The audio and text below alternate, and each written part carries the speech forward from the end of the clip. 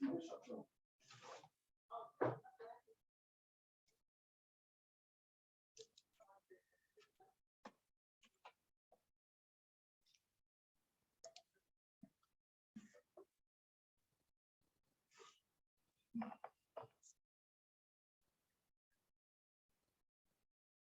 morning to all participants.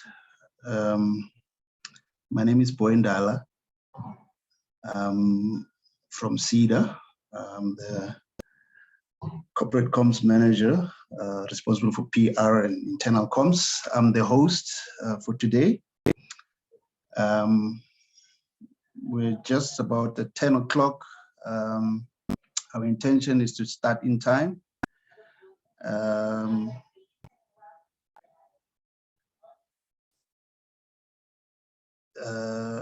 I'll just about now going to show you display the program as that we're going to use. And also just to give you a background into and introductions to our panelists for today's session.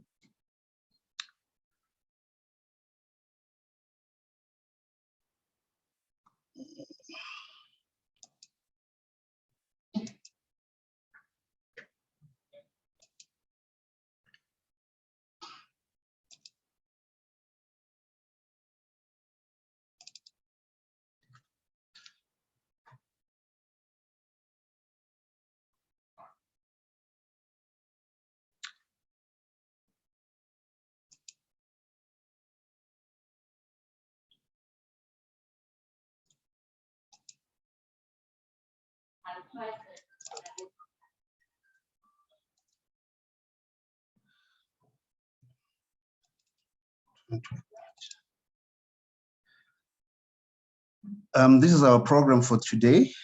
As we wait and see, more people are still coming in.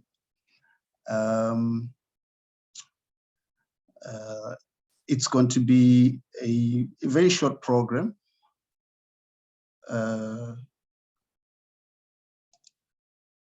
It's going to be a short program, about 2 hours, allocating a little bit of an hour for each of the topics that we've selected.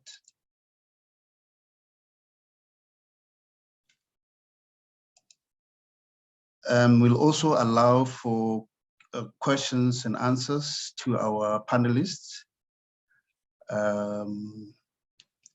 Yes.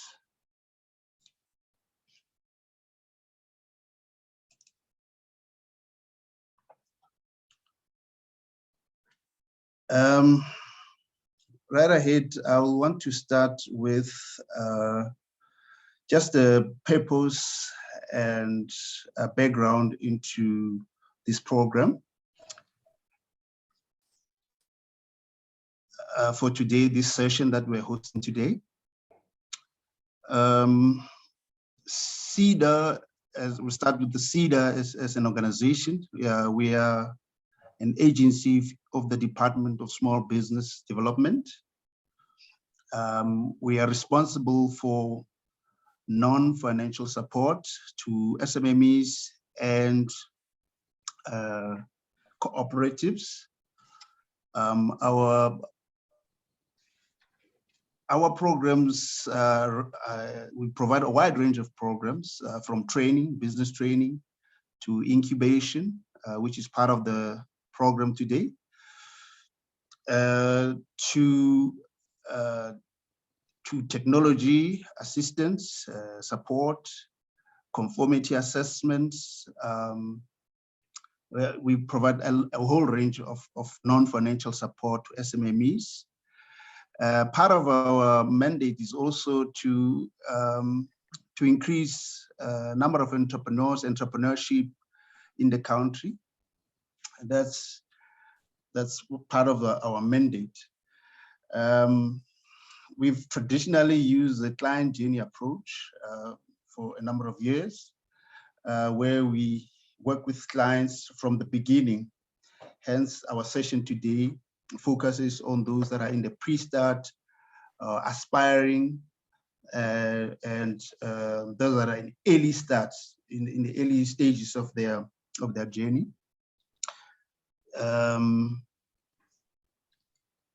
So this is the audiences that we expect today, those that are very in the early stages of their entrepreneurship journey.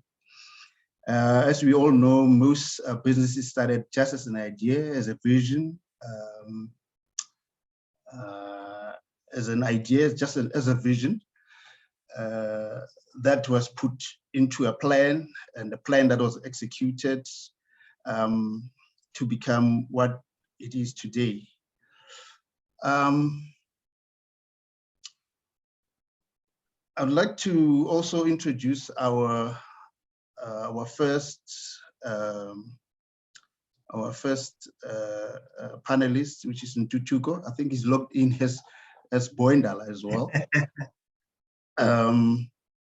I will introduce him, and I will also provide him with the rights to, already he's a panelist, so he has the rights to show his presentation. And with that, I welcome all that are already on the platform, and we hope to have a very fruitful engagement. And also, moreover, we'd like to see most of you showing up at our branches. This is where our services are provided.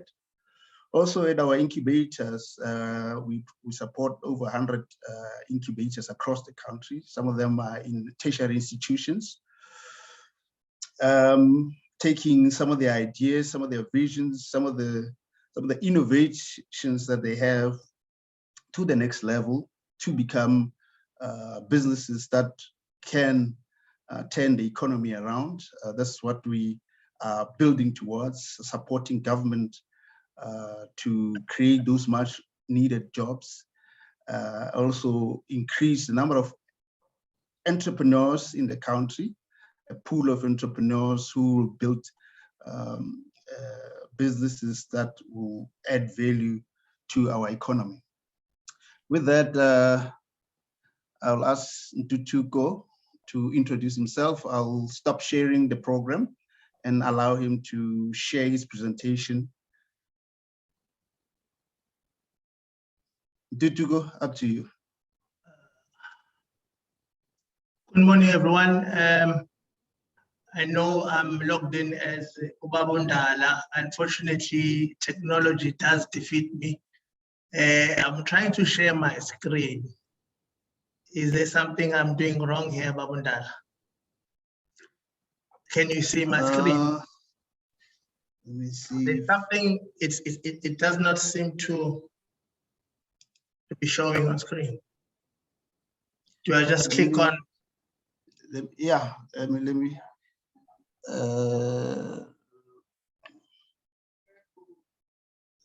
Yes, I've made you a co-host.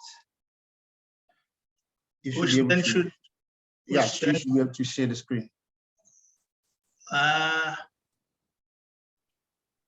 Where is my presentation? Not this one. Do I have too many things opened here? There you go. Okay. Thank you very much, everyone, for availing yourself for this webinar. It is indeed a pleasure and an honor to have you. The president did mention in the SONA the importance of small business. Can you hear me? Am I audible?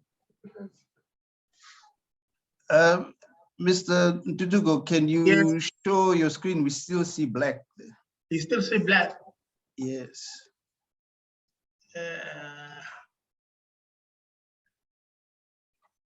I don't know what I'm doing wrong here.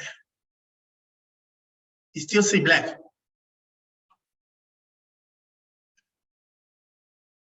Can I maybe just get someone to assist me here? Just hold on one sec. Still seeing black? Are you still seeing black? Yes, we're still seeing black. Let me just get someone to assist me quickly. I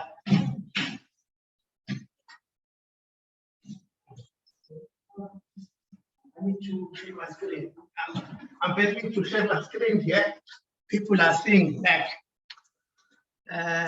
Sorry, just 1 second. I need to display this presentation.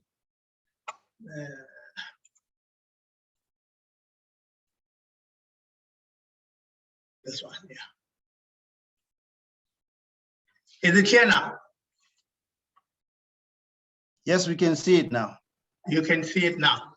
Yes. I do apologize for that.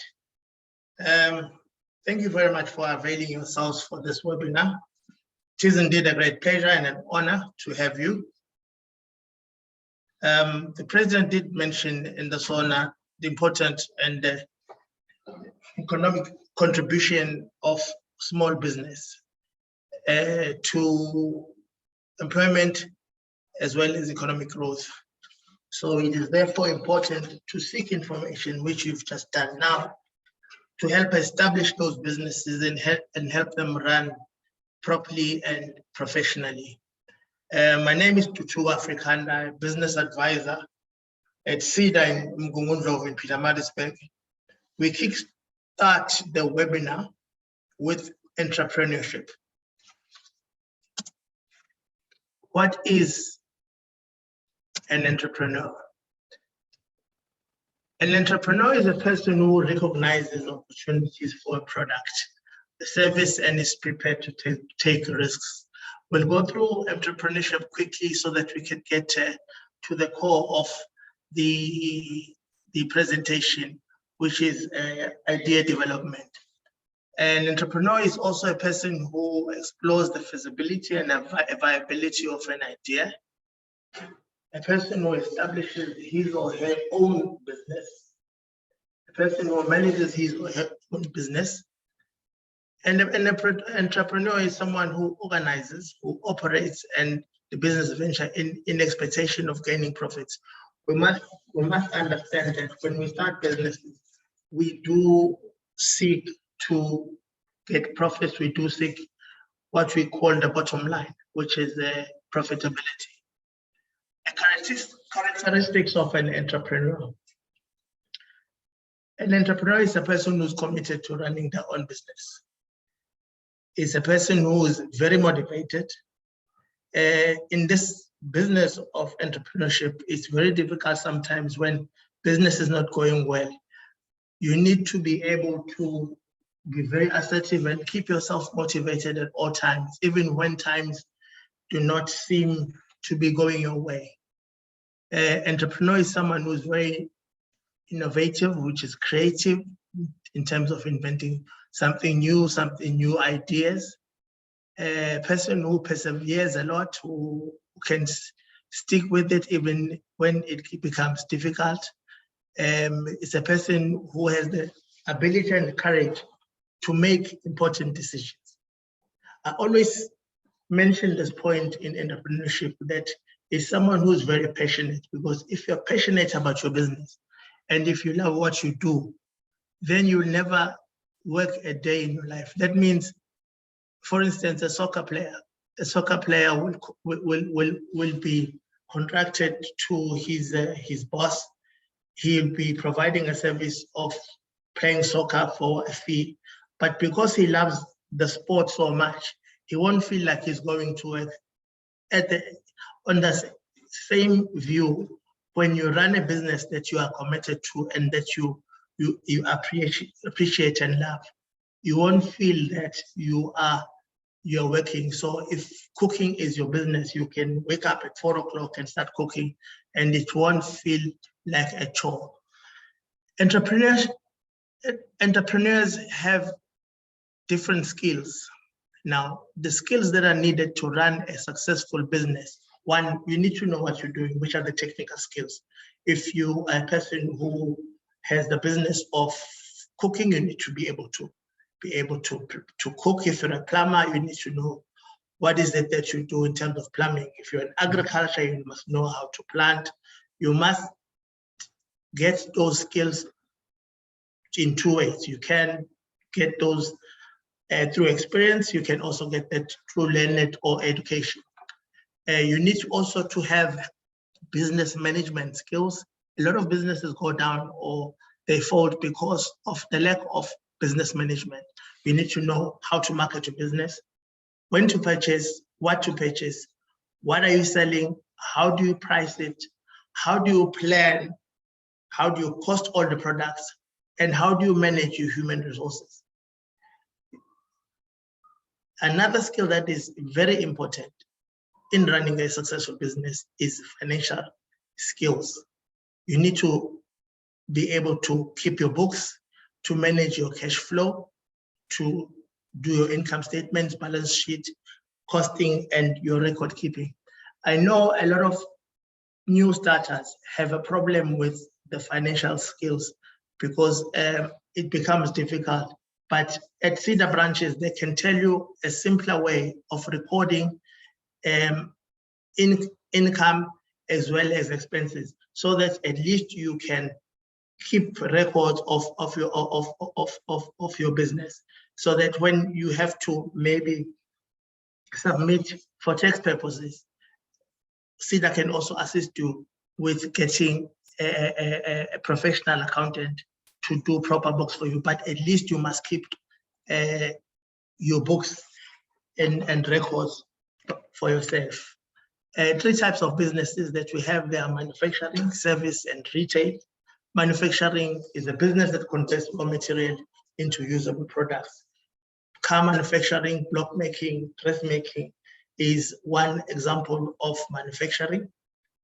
Service business is one that does not produce or provide any tangible products. In other words, it does not have any product that you can show anyone, but it's the work that you have done. For instance, you go to a doctor, your doctor will give you an injection. You don't come out with anything, but you come out with your health. Cleaning services, they will come and clean your place of work. They'll come and clean your home for a fee. So there is nothing that they leave other than making that place or providing the service of cleanliness. Retail business are our tuck shops, our shops, our bottle stores where you buy and sell. Reasons for business failures. Businesses fail because of bad cash flow management. When you make money and you misuse it and use it for other things which are outside the ambits or outside the uses of the business, it's inability to write and produce effective business plans. I always tell my clients that we always have this notion that business plans are only written to get finance. Business plans are used as a roadmap to run a business. Even if you're not looking to seek finance, you can write a business plan. It will help you to remember what were you planning initially, and if you made any goals which you are supposed to, are you still on par or are you still on course with what you had planned initially? Businesses will also fail as a result of no business management training. I'm glad you people have taken the initiative to attend one of the webinars. That shows that you are interested in gaining knowledge in business management. Starting a business without research, just going for a business that you saw a neighbor do or a friend do without you looking at the market, looking at the dynamics of that business. No transport and distribution plan will also be a reason for a business failure. Idea generation. I think this is where now the essence of my presentation starts. Business ideas emanate from recognizing a market need. We can have examples. Mark Zuckerberg, he realized the need to communicate. Therefore, he started Facebook, which I'm sure most people in this group have and use. Henry Ford, late in the 40s, he saw the need to transport, and he designed the Ford motor vehicle. The Wright brothers, they saw also the need to travel faster, and they they came up with an idea and they designed an aeroplane. So today we can travel all over the world very easy as a result of the identification of a need by the Wright brothers. So the business will start from you seeing that there's something that is necessary or is needed by my community, by the area where I stay. So think about your market first. Which group of people do you want as your customers? Does the business appeal to the youth? Does it appeal to the female folk or any particular group of people? Does it appeal to a church group? Does it appeal to a certain kind of academics or students at varsity? You need to look at who needs whatever product that you are prepared to put out there on the market. Now, so the sources of your ideas will come from your customers, they'll come from your competitors, they'll come from your employees if you already run a business, they'll come from your own research and development. Now, how do customers now give you an idea of a business? Customers are a logical place to start a business by identifying their needs and wants through techniques such as surveys, focus groups, and customer complaints. A customer will come to you and tell you about a product that they're using or a service that someone is giving to them, which is they're not satisfied about. And that also should trigger in you that there must be a need for that product, but not in the way that the person that is providing that service or product is providing it. So that also would provide an idea for you to come up with a need that would satisfy that particular customer. A lot of ideas also come from customers describing current problems, as I've just said, with their current products. So that also assists you a lot. Competitors, many businesses study activities of competitions, research, and development activities. Sometimes you don't have to reinvent the wheel. Sometimes you look at other businesses, thriving businesses around, and see which are you passionate about, and look at their growth in terms of their own research and development. A lot of ideas will come from simply just copying what the competition is doing and adding those improvements. There's nothing illegal about that. The Chinese have done it, even though some of it, they use brand names which are wrong. For instance, they'll make a Nike Chucky exactly like Nike and probably even better. But that is against the law. But what I was trying to put through is there are businesses that are out there. For instance, a business that manufactures Vaseline. It's already, there are people who are manufacturing petroleum or Vaseline at the moment. You can also look at that and see and identify a need for manufacturing the same kind of Vaseline in your own area, but it will still be Vaseline. It's just that it will be manufactured by yourself. It is just an example. Research and development. Research is a very useful tool in obtaining useful information and to facilitate ideas. This is also by conducting customer surveys to obtain information on the market needs. So identifying the needs of the market is the fundamentals and the core of idea generation and idea development. Speaking to people, ask them what they want in the community. They'll tell you exactly what they want. And then if you speak to people, they can help you come up with ideas that will give you a business idea. Now, this is an exercise that I normally use and give to my clients in terms of business idea formulation. We first start with the product. Why would people use this product? That is a very important point. Why would they need it? The market, who will the market for your product or service be? What skills do you need for this business? Do you have the skills or can you get them? Now, it's very important to have the skills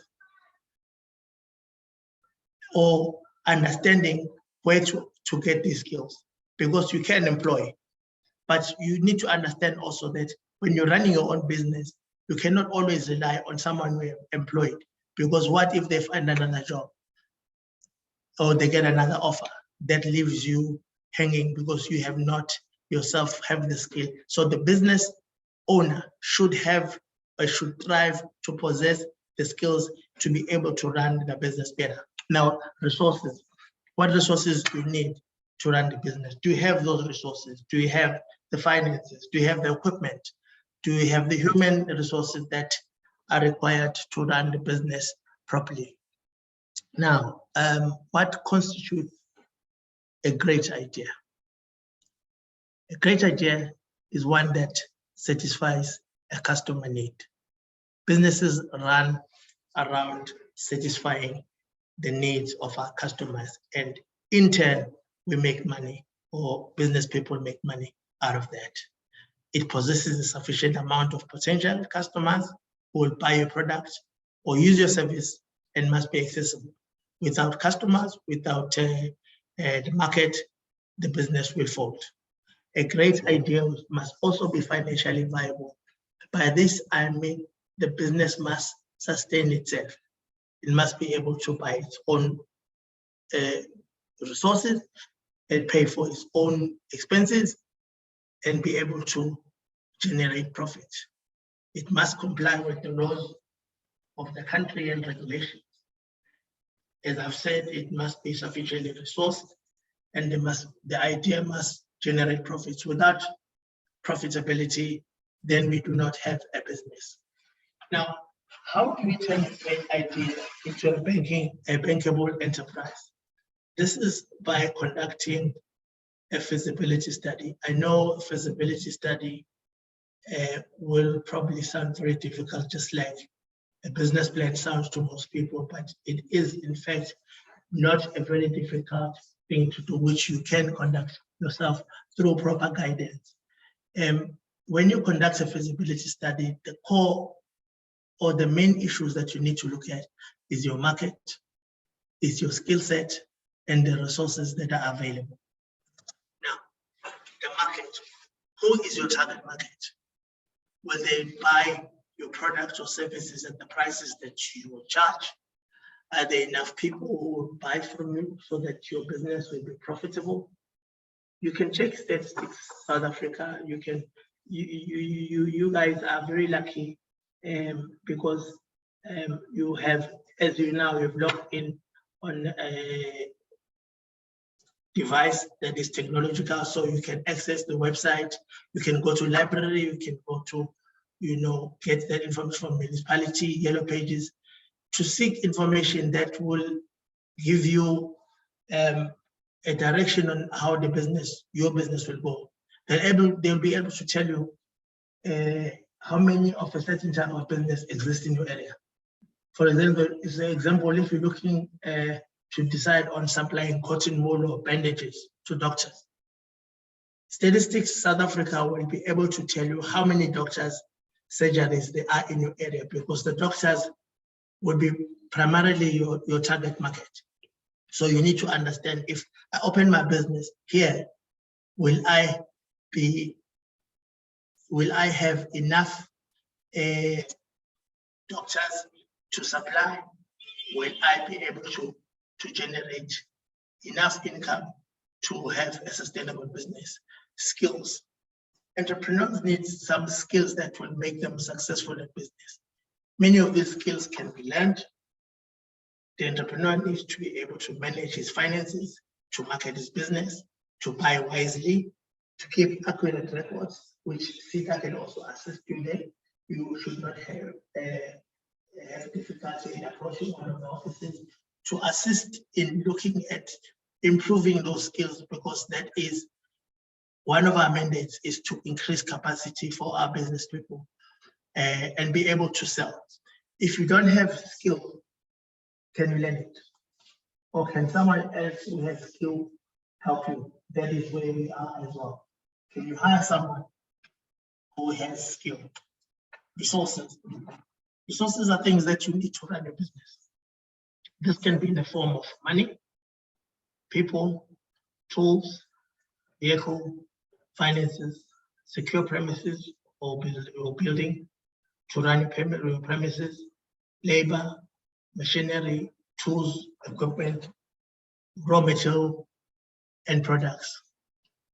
When you conduct a feasibility study, you need to understand what is it that you're looking for. You need to make a list of all the things that you need for your particular business. If you don't have them, work out how much they will cost. So you do what we call a breakdown of financial requirements. You write them down and you then investigate where can you get these resources from your development institutions, from your institutions that provide grant funding. For instance, we've got NYTA for youth. But when you also approach them, they want to understand what is it that you're looking for? How much money are you looking for? How much equipment are you looking for? So the research and the feasibility of everything has to be done by yourself. How to test an idea. Once the product has been developed, it is imperative to test the product under market conditions. You want to know, are people interested in what I have? So you need to go out there to the market and give them a taste of this product that you have. So the first version of the product or solution that you'll have is called a minimum viable product, an MVP. A minimum viable product is able to gather valuable feedback on how the customers are able to use and value the product. So the purpose of this is to obtain data. How much are customers willing to pay for the product? It is also designed to produce a minimum functionality and quality that will allow the business owner to learn all aspects about the product for the purpose of gathering information. So when you produce an MVP and send it out to the market for testing, all you're doing is you're doing research. You want to know, are there other angles of this product that I should develop? Are the clients happy with the current stage of the product? Are they suggesting or are they recommending that I come up with something else which will add value to them? And it also assists in your own risk management. So developing an MVP, which is a minimum viable product, therefore becomes an investment in studying customer behavior, managing risk, producing better products, and managing quality. It also facilitates the study of customer and use behavior. Now, when you've done all that, you've got a product, you are happy that the market is responding well. Now you need to send it out there and start selling. So this process is called commercialization, which is a process of introducing the product or service into the market. Product launch is the final stage of new business, and it involves advertising, sales promotion. As you've seen in most shops, when you go to shops, they will have people standing there promoting their product, a new product that you've never seen that is not on the shelves. That is part of the promotion of the product. If it's an edible product or something that you eat, they give you a taste of the product so that you understand what it is, because it's new, you've never tasted it, and it's very difficult to go and buy something that you've never had experience of. So sales promotion is important, where you get educated about the product. They give you an understanding of the benefits of the product. So sales promotion and other marketing efforts will encourage commercial adoption. It also takes into account production, distribution, and sales to achieve success. So commercialization also depends on the amount of capacity that you have in terms of your production facility. It's not advisable to go on a massive marketing venture or a marketing spree if you know that you have limited capacity in producing or in providing for clients, because when you increase that demand, you need to satisfy it. So you need to understand in commercializing your product that you will be able to match the demand that you are creating. So it's important to consider when you launch, where to launch and when to launch. It's also very important to understand, as I've said, production capacity to meet the expected demand. Important also to ensure that customer reactions are monitored to ensure everything is smooth. I've said it before, let's do research. Let's use Google, let's use YouTube, let's find out what is happening in other countries, what is it that we can bring into our countries.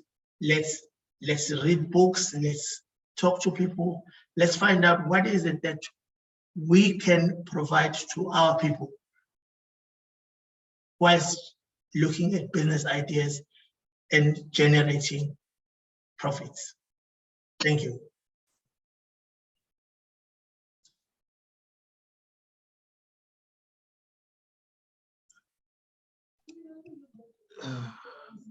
Thanks, Ntutuko. Was I audible? Yes, you were very much audible.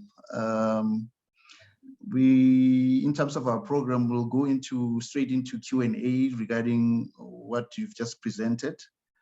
Let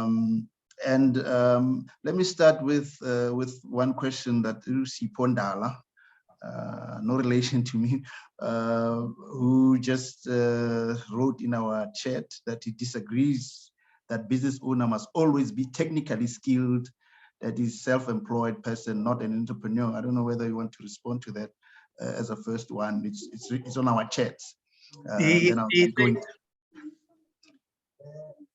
Did you hear it? I said, he disagrees with the fact he disagrees with the fact that a business owner has to be technically minded. Yeah, technically skilled, yes. I would say yes or no, but I've had the privilege of working in both sectors, development sectors, and understand, for instance, the issues of financing. Now, when you for instance, you go to seek finance for a business and they start interrogating your business idea and you show that you do not have the technical ability to handle this business, the chances of them providing finance or funding that business are minimum to nil. So hence I introduced the issue of you understanding this skills. It also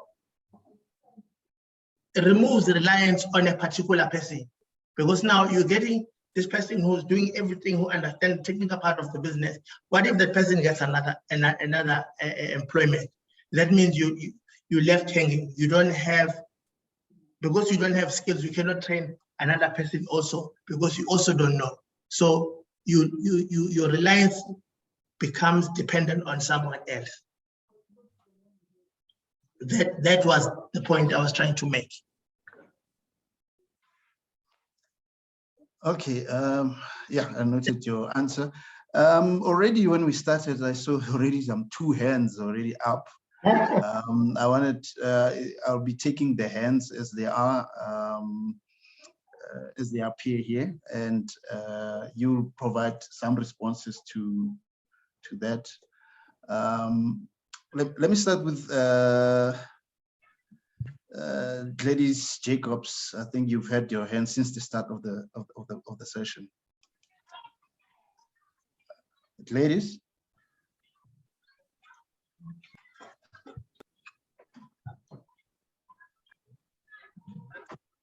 Hi, Gladys. Okay, it seems like maybe she doesn't want to speak at the moment. I'm going to move on to the next person. Wiseman Langamandla.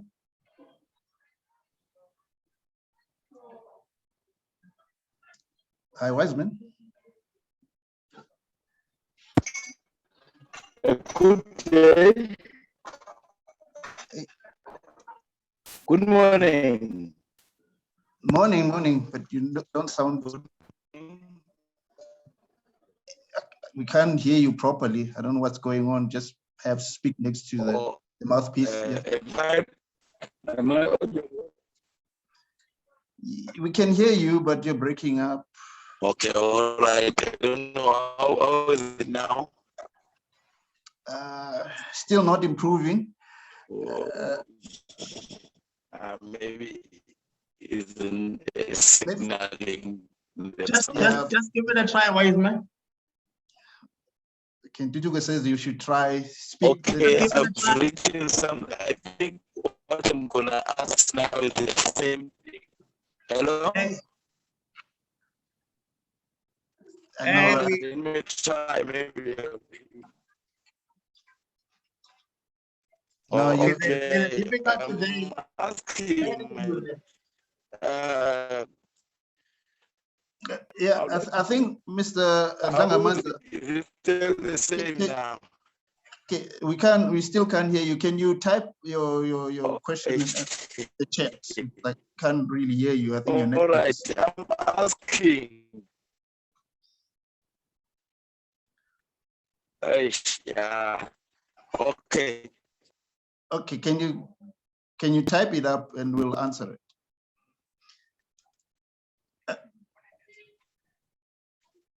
Let's move to Robert Tato. Yes, I did type something there. It's the same question that I'm gonna ask. Yes, can you hear me? You can check it on the chat.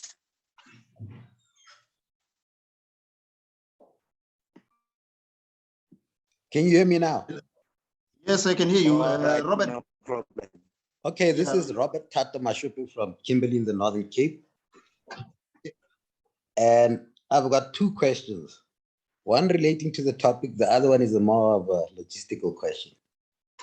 First question is, what's the team's perspective or opinion about free and open source software like Linux operating system and an Office package like LibreOffice? That's my question, right? And then the second question was, do you guys realize you've got a SARS for small business workshop going on while we're trying to do this also? So a lot of people are confused there. Hello? Yes, I can hear you. Let me start with the last one. Yes, we are aware there's other programs that are running. But we're talking to different audiences. Currently, we were very clear as to who we want to speak to, which are the pre-startups and people who are about to start their businesses, which is who we're supposed to have as in this session. The other session is for those that are already in business who are now trying to understand the tax environment and all the related issues of incentives and so on. So that aspect we can. I don't know if I can. Yeah, I can allow Tutugo to try and take a shot at that one on open software. Tutugo, are you able to take on that one? No, the correct term is open source software. To be honest, I'm not a fundi in that. Maybe if you can save me on that one, Abundala, can you go ahead and use that one on software? Okay, I'm also not a fundi on that one. I'm not very clued up with softwares and all that. Or at least that particular software that the client is asking about. Open source. I don't want. Yeah, I'm also not clued up on the open source software and all that, because we understand those are some of the resources that are normally used. I see he's raising his hand again. Let me just ask him to maybe clarify again as to what he means with that, or wants to clarify himself. Robert, do you want to clarify, or? Yes, I want to clarify. The reason why I'm emphasizing this is a lot of us are missing an opportunity to make huge cost savings, whether at startup or whatever stage our businesses are in, because we have gotten used to, when you buy a laptop or when you use anything in IT, you must pay for the software license, right? Now, I think this, like the rest of the world is aware of, free and open source software is what runs the internet. The majority of software out there on the internet is free. Your apps, everything. We as South African small business owners, whether at startup or our businesses are matured, don't really look into that as a way to save costs, because Microsoft kills us with these license updates for Office 360 when there's an alternative out there called LibreOffice. You know, they change Windows almost every second year, but there's alternative operating systems we could be using, like Linux, Ubuntu, which was started by Mark Shuttleworth, who is also a South African entrepreneur. So I would just like to contribute that. Can you guys go into a huddle and promise that you come back to us and research it? I'll also contribute on that side. Thank you. No, thank you very much for that, because we are constantly trying, obviously, to make the lives of our entrepreneurs, our business people, slightly easier and better. So if a contribution like that, I'm sure everyone else had that. We also take that and look at it, because in our bouquet of provision as CEDA, we also have information communication technology as part of the bouquet of offerings. So now something like that is also assisting us to look into and to be able to possibly assist our clients, deploy or employ systems like that to make their lives easier. Thanks, Ntitugo. We Great. also will take it into account. We will then engage some of we normally bring in experts from various fields to assist or to engage our entrepreneurs now and then. So we'll note that and also engage our training unit to look into it as a possible program that we can run in the future. Let me go back to the hands before I go back to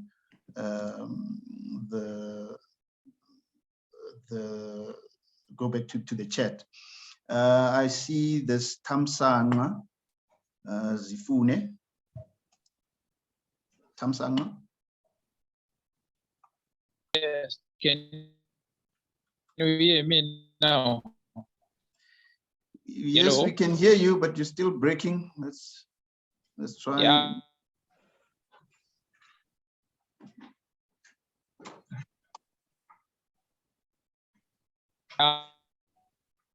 I have a network challenge here. I'm Tamsanga in Port John's. I'm trying to check the possibility of You've We lost just you. I have heard that you are providing non-financial support. We lost you again there, sir.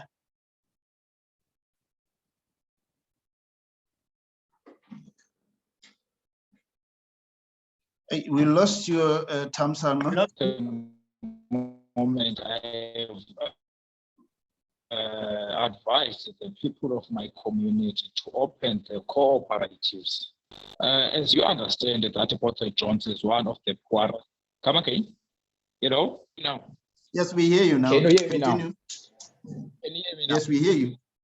No, I was saying that I have advised the people of my community, which is Port John's, due to the lack of employment and the challenges that people are resulting to gender-based violence. Then I advised them to open cooperatives. But now at the moment, I'm trying to check whether it's possible for SEDA to provide training for those cooperatives so that they can be successful. For example, if it's possible, we do have a regional office at Amtata. I'm trying to check if my cooperative can be adopted so that they can be given much support they need, because some of them are not well trained. Some of them don't even have business potential of running a business. So I just need a SEDA to assist me on training them and offering them equipment. Your name is Tamsanga, sir? Yes, Tamsanga Sifune. Yes.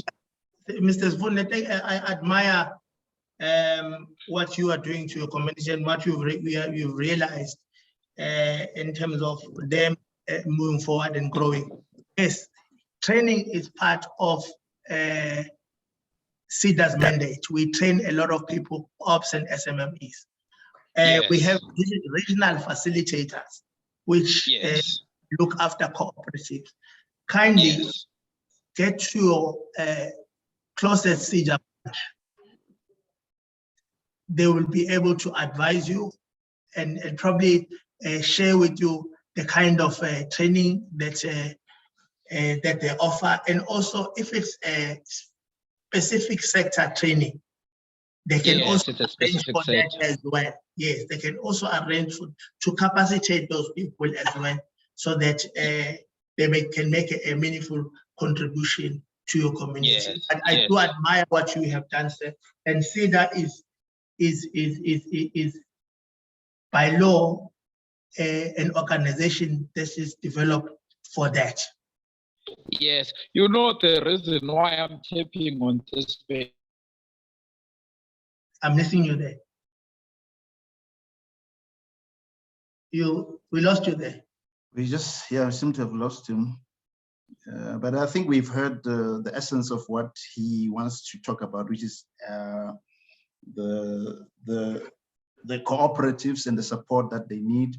We know that we have regional facilitators in the branches and provinces whose sole focus is on cooperatives and cooperative support. I will get his details and see whether we can link him up or forward his details to a regional facilitator in the province or at the branch where which is closest to him, so that perhaps they can engage and maybe facilitate some kind of session with the community or with those that want to start cooperatives in this area. Yeah.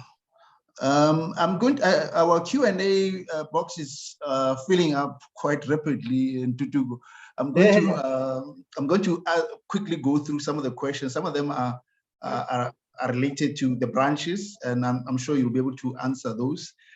For instance, others are asking, does SEDA do help towards shape your ideas, especially with conducting feasibility? And then I'm going to, you will note that one, and then I'll move on. Does SEDA aid entrepreneurs doing market research? And I think Robert is there as well. I think we've already engaged him. And I'm going to go to Andani Namutandani. When is suitable to register the business for standard business industry compliance? And then there's also Francois who says, what is the difference between a businessman and an entrepreneur? Let me see how many others are still there. I think others are complementary. How does SEDA factor in enable relations? Thank you so much for the presentation. What if your ideas involves working with the state? So that's Sabe Losiba. I don't know if you've noted all those questions. I'll go back and take others that are on our Q&A. Did you go? Yes. Let me start with the last one. He says, what if the businesses involves you working with the state? Yes. We also assist a lot of people who are working for SOEs and other state departments. Now, one of the key issues is that the state wants them to be capacitated in order to provide proper services to our community. So CEDA also assists and facilitates training for them and a wide range of services to those people that are working directly with the states. Yes, we do assist those people as well. There was a question that talked to us assisting our clients with feasibility study, market research, marketing strategy, and all those things. Yes, at CEDA, we assist you through the services of our service providers who will take you through the journey where we've identified through an assessment. Because when you approach CEDA, when you come to CEDA, you say, hey, look, guys, I've just opened a business. This is what I want to do. We do an assessment. This is what we do initially. We register you as a CEDA client and we do an assessment. And if part of the assessment or the assessment itself says this client wants to do toilet paper manufacturing in Port Elizabeth, we need to understand the market dynamics of Port Elizabeth. So we assist you in conducting a feasibility study. Yes, we'll do a feasibility study and assist you in designing a marketing strategy for you, or perhaps we do a business plan document as well for you. There was a question about an entrepreneur and a business person. From where I sit, from where I sit, even though we use those terms interchangeably, and those people are the same person. An entrepreneur is a business person. And Andani Nabudanani asked about when is it suitable to register the business for standard business and industry compliance? So when is the right time? I think maybe even talks to the next topic that is coming. But yeah, you can also take a swipe at that one. Okay, at the soonest possible time. For instance, you can't start trading as a sole prop, which is allowed. So once the business starts growing and you want to engage as a legal persona now, you want the business now, you want to shift the business, because trading as a sole prop has a lot of implications on you. Even when you want to grow the business, you want to go maybe seek finance, because the business and yourself are one persona. So when the business starts growing and you see that maybe there's a direction my business is heading, maybe it's advisable that you separate the you from the legal entity, which is the business. So there is no specific time. For instance, some people, they'll register a business before even settling to starting the business, but they'll make sure they comply first, they comply with tax issues and start developing their business plans. However, at CEDA, we will assist you with the registration of the business. We will also assist you with advice as to, how do you generate ideas for your business, take you along with us until your business reaches the success that you desire. Thank you. Let me take another one who came earlier. That's Mongale Maleho. He says, good day, I'm currently working in the retail sector, fresh produce. I have an idea of what I want to start, but I don't know how to go about it to implementing my idea. I've already drafted my plan, what steps to take? And then there's further questions from Moiquining Lekwa Victor. Can CEDA visit remote control or remote areas like Forestburg, Mashaning in the Free State? And it's almost similar to the one of Wiseman Langamandla. Wiseman, I'd like to find out if there are any CEDA offices in rural areas like Zululand district. And then as an aspiring business owner, how can SEDA help me with skills, especially marketing and financial? I think that one, yeah, Calvin Pala, you take a step at that one. And then Teboho Kwatepani says, if only one customer suggests that you produce your product in a particular way, while majority are satisfied, what do you do? That's there was question. And then Namatandani asked again, does SEDA assist in linking potential entrepreneurs with the specific sector training that is certified? I have an idea of farming. That's William Mufukeng. I think, yeah, William Mufukeng. I have an idea of farming. I don't have the land. How would I get access to land from SEDA? I'm sure you will take, this is one of those that we get all the time about access to land. And then do you assist entrepreneurs over 35 years? That's Mapatwani. And then, yeah, I think those are the questions. Just take a swipe at some of them. Others I'll try and answer, especially those that are related to our offices. Let me just answer that. SEDA has 53 branches across the country, and I'm still not certain which branch is closest to you in the Zululand district. However, yes, in fact, Dudugo can answer that one because Yeah. he's based in KZN. Let me go through, I think, the questions that I remember quickly. With a branch closest to Zululand is Richards Bay, and it's in the area, they go as far as, I think, Jozini. So the branch has a very large area.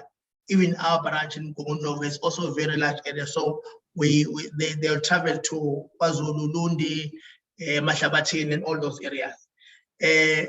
Fortunately, SEDA is well resourced. They've given us vehicles which can go to the most remote areas. So there was a question about can SEDA come to remote areas where we are. We go to the remotest of areas because we have vehicles that are capable of any terrain that we can go to. I could not understand the Boho's question, but we'll come back to it. Now we go back to the access of land.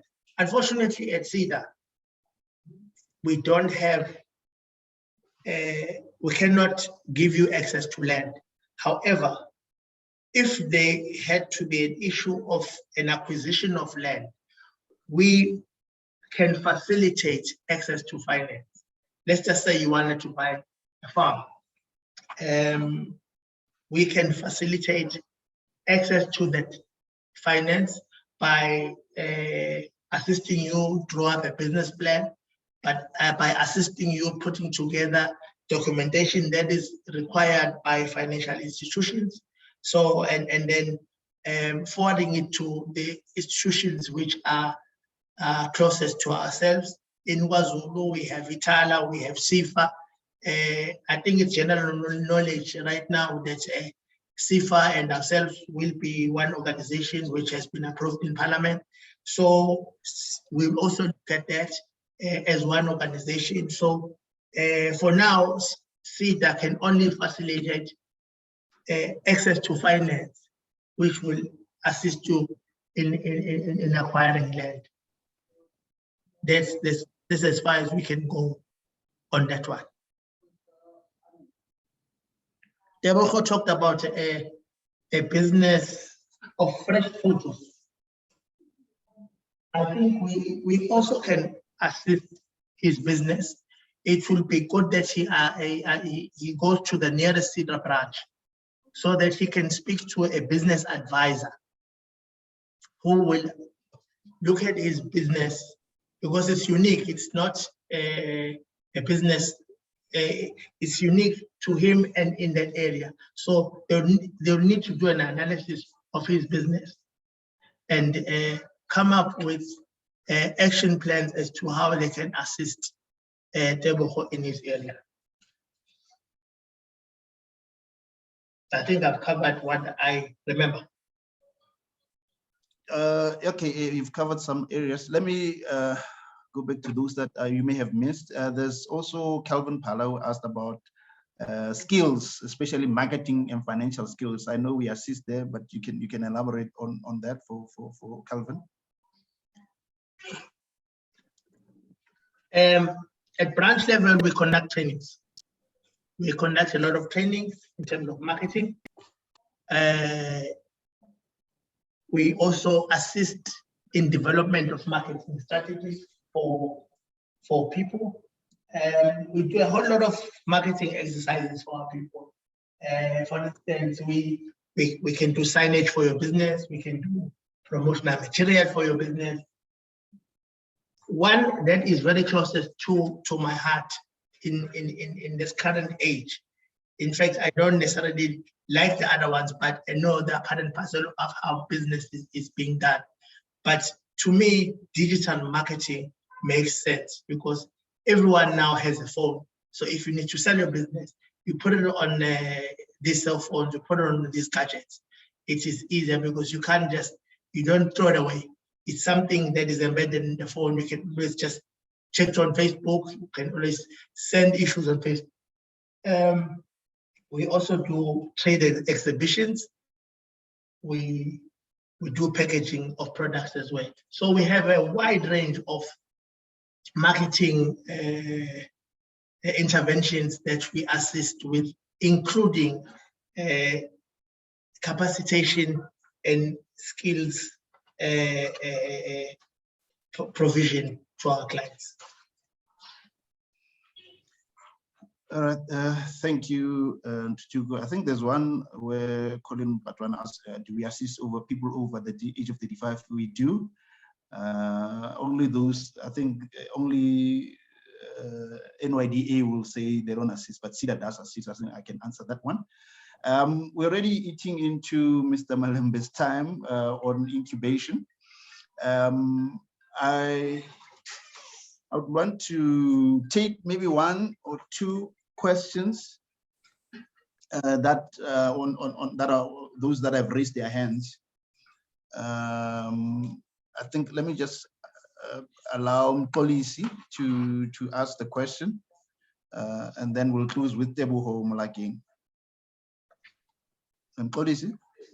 Good morning, everyone. How are you? Great, policy. Good to have you here. Nice to be here. It's my first time connecting with CEDA.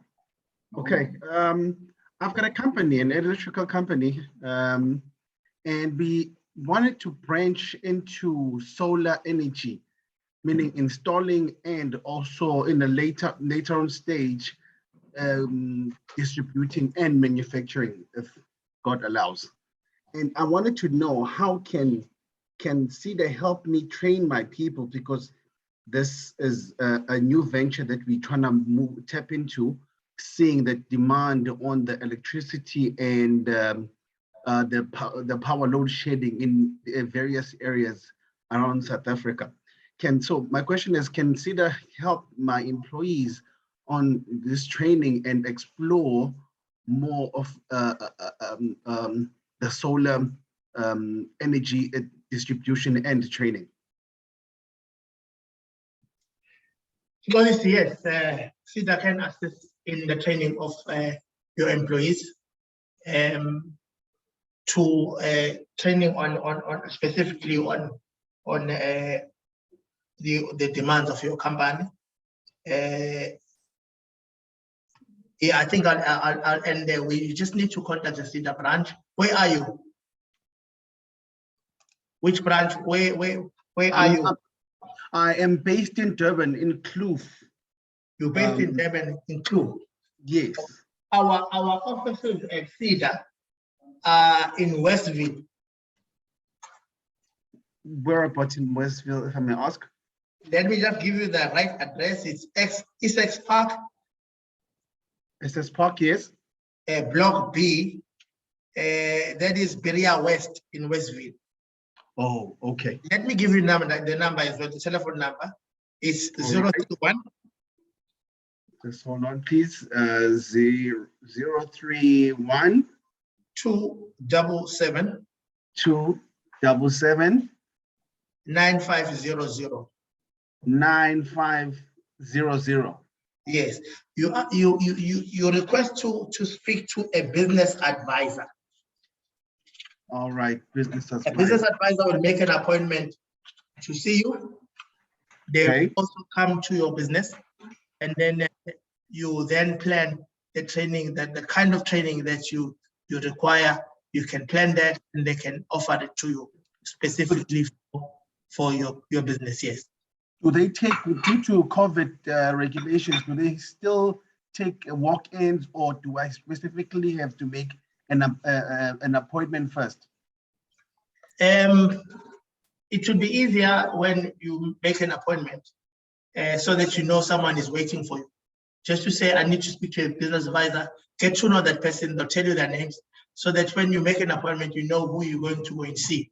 It makes it easier for them, as opposed to you just getting there and then you find maybe the business, because we work with clients.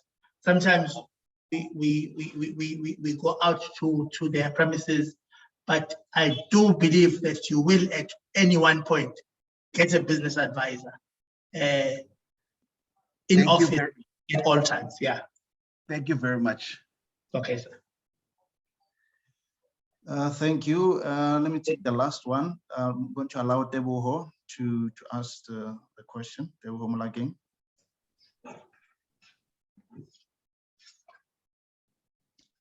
Teboho?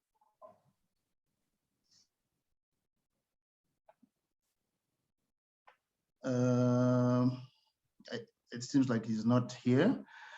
Okay, I'm going to close the Q&A session. And there's only one question I think somebody asked earlier on this, Tabani Mullo, about where does one get skills to run a Chisanyam. I'm sure Tutu can tell you about the TRAP program that's focusing on those that are in this sector. Can you assist that for this is the last question that we're taking from Tabane Mullo. Taban, we are currently running a TRAP program, which is Township and Rural Enterprise Program, and Shisanyamas are part and parcel of that program. Initially, it was a result of COVID, where we decided, or CEDA decided, that business have been severely affected as a result of the scourge of COVID. Now, given that as a fact, we facilitated finance for these businesses. Part of that is to capacitate these businesses in business management, in the technical skills in running their businesses. So I would also say that to you as well, that you can visit a CEDA branch, because you can tap into the TRAP program, which will assist you in capacitating your skills in running your business on the technical level and on a business management level as well. Thank you, Tutugo, for insightful information. I think this is the end of our Q&A on ideation topic. And now we're going to move on. We stop sharing from you, Tutugo, and allow Mr. Malembe in to join in and to speak about incubation, which is one of the largest incubation programs that we run. I think we run the largest one in South Africa. And I think Mr. Malembe will talk to that, and I'll allow him to come in. I don't know whether he's got all the rights that he needs to be able to share the screen. Yeah, Mr. Malembe. Thank you, Mr. Ndala. Let me try to share the screen. Host disabled participant screen sharing. Please afford me the rights.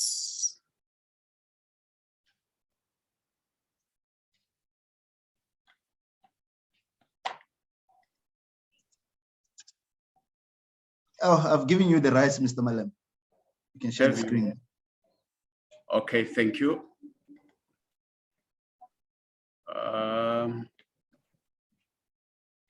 Just a sec.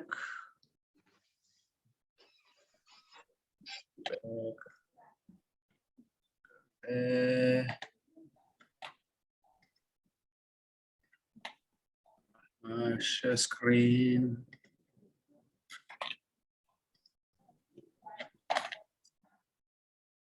Good morning, colleagues. Can you see my screen? Yes, we can. Thank you. Thank you. Thank you very much, Mr. Ndala, for affording the entrepreneurs. I'll call everyone an entrepreneur because by virtue of you logging into this webinar, you qualify to be an entrepreneur, whether you are already in business or you aspire to be in business. So you already earn the title to be addressed as an entrepreneur. So I'm going to share with you the incubation program of SEDA and the value of an incubation program. What value does it deliver to an entrepreneur? Now, my presentation will follow this pattern. I'll talk about the value of incubation. When is the right time to enter the incubation program? What are the advantages of incubation program, and also SEDA's incubation program, but not in a particular order. You'll see as I go along that it talks to different aspects of this presentation. Suffice to also mention upfront that when you talk about SMMEs or small businesses, it's a very wide range. On your left-hand side, you might have the very informal businesses, startup, and on your right-hand side, up the scale, you might find very well-entrenched and well-trading and SMMEs. So when you talk to SMMEs, I think it's very important to take cognizance of that fact, to say they're not all in the same level. The level is very wide and broad. So sometimes you cannot water it down because then you are missing others. And also you cannot pitch it very high because you'll miss others. So the way I've pitched my presentation is just to be in the middle so that I cater almost for all SMMEs in the small business sector. Now, just as who SEDA is in a broader scheme of things, the National Small Business Amendment Act of 29 of 2004 established SEDA as an agency under the DTIC. In 2014, SEDA's mandate and functions were transferred to the DSBD in tandem with the establishment of the Ministry for Small Business Development. SEDA has a footprint and access point across all 9 provinces.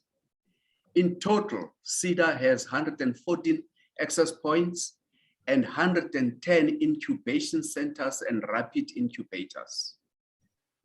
SEDA exists to promote entrepreneurship and facilitate the development of small enterprises by providing customized business support services that result in business growth and sustainability in collaboration with other role players in the ecosystem.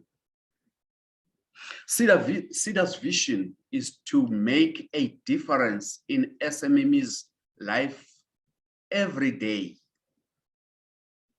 Core programs include access to market, which I'll talk about, access to finance, which I'll talk about, business management training, business interventions, and incubation.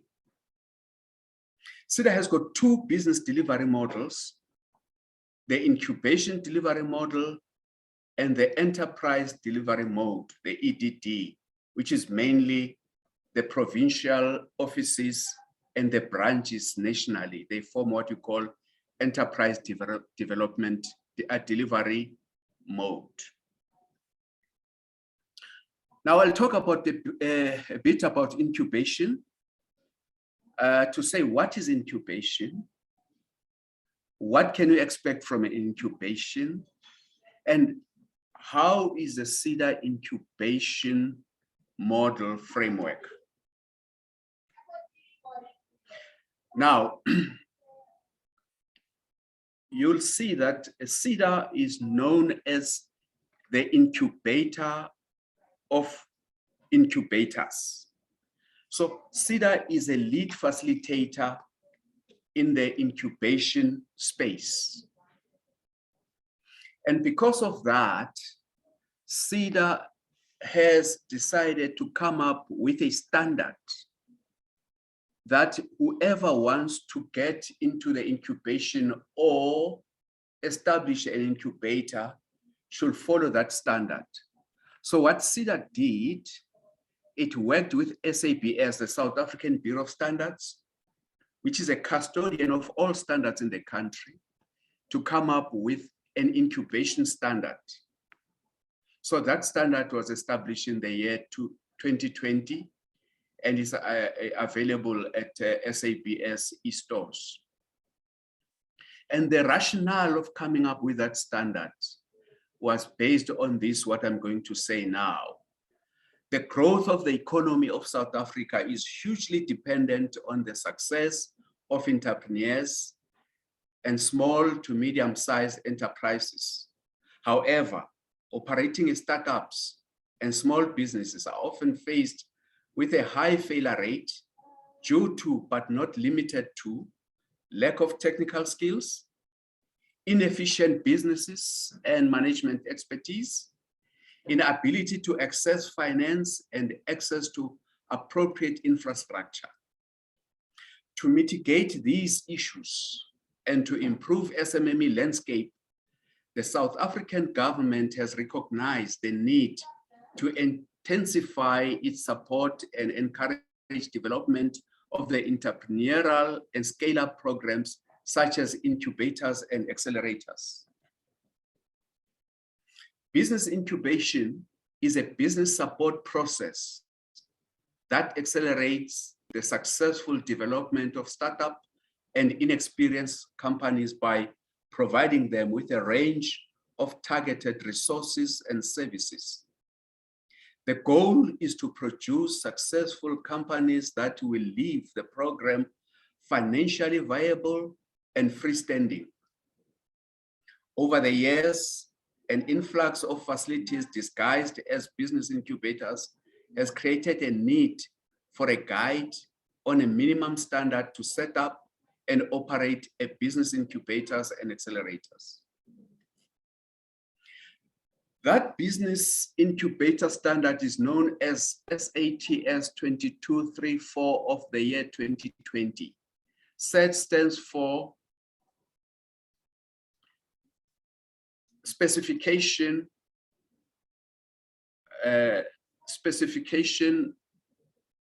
oh, sorry. Let me leave that for a while. We'll come back to it now. Now, what you see now there in front of you is the whole CEDA delivery models, the EDD and the incubation part. Now, this diagram was drawn about a few years ago. As we stand now, the numbers might have changed a bit. Instead of 110, 101 CEDA technology and TVET incubators, we've got now 110 because every year we adopt new ones and we establish new centers. The same goes with the branches and co-locations. So if you see that this diagram in front of you, it shows you the two delivery models of CEDA that both support the SMME, ranging from startups, existing, and also the ones that are exporting and are well established. So in short, it says we've got 80 plus CEDA branches and co-locations nationally. And then that, if you walk in there, your business gets assessed You get a business advisor, exactly what my colleague was just doing, Tutugo Africanda has presented earlier on, and they can assist you with training and registering your business, whether with CIPS, CIPC, or with the receiver of revenue. You can be also assisted with business plans, counseling, access to finance, and all the support you need. All you need just is to walk into a CEDA branch and present your case or an idea. You'll be assigned a business advisor that will assist you. You'll also be capacitated, you'll have a mentor, and if you need procurement, they will be assisting you, whether you want to take part in the franchises that are existing in the country, CEDA will be assisting you with that. Whereas on the incubation side, you'll also go through the assessment, and each and every incubator has got its own selection criteria. But suffice to mention at this stage that CEDA's incubators, mainly what we call the TBIs, technology-based incubators, are sector specific. So in other words, if you are in construction, you will have a CEDA construction, what we call NCI, National Construction Incubator, that deals mainly with contractors. If you're in agriculture, we've got those incubators that are solely aimed to mentor and coach businesses that are in agriculture and agro-processing. If you're in jewelry, we've got the same, those incubators that talk to that.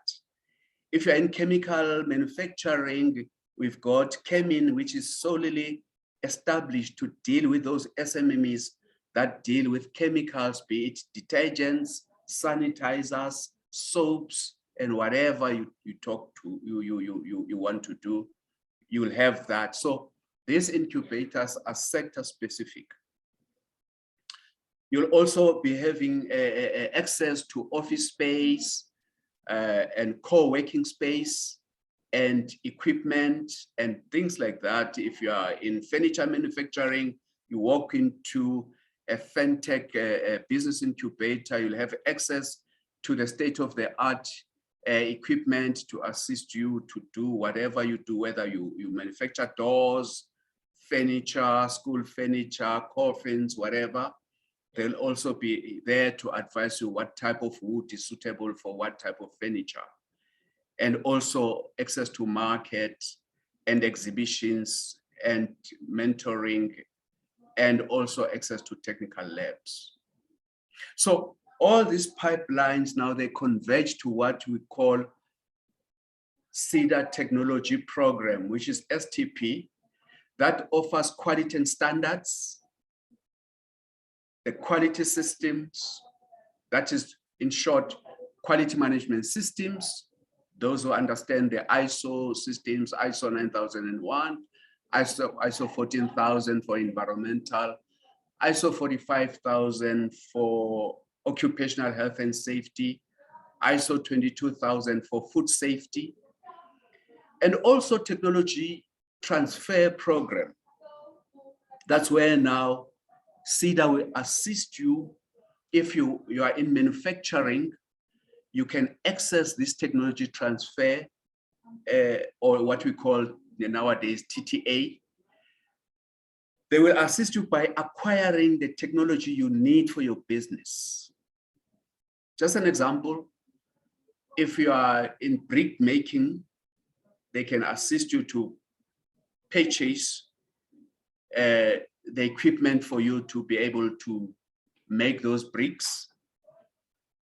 And I must also mention that it used to be the value of that assistance used to be 600,000, but it has since been lifted now because over years we've realized that the prices are going up and the 600,000 is no longer enough to support startups and small businesses.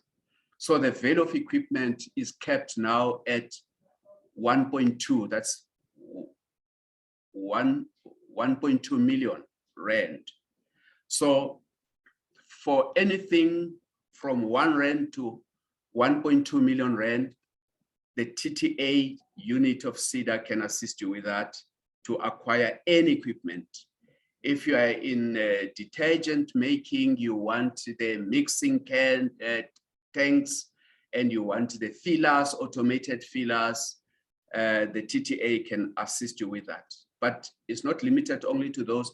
Any equipment you need, whether you are in farming, whether you are in manufacturing, whether you are in design or of whatever kind, you can walk into any SEDA branch and say, I need to be assisted. I want to acquire this technology. Then you can be assisted. And we also have the innovation support. Now we've got the innovation forums where SMMEs in a particular sector come together at any given time to discuss issues pertaining to those, what happening in that particular sector, the trends and the new issues or the challenges that are faced in the SMMEs in the particular sector, and they discuss and come up with solutions. And it's an each one teach one type of a workshop. So we've got also pitching, whereby you are also trained as an SMME to pitch your business, especially to funders or potential funders, to say, what is it? How do you structure your pitching?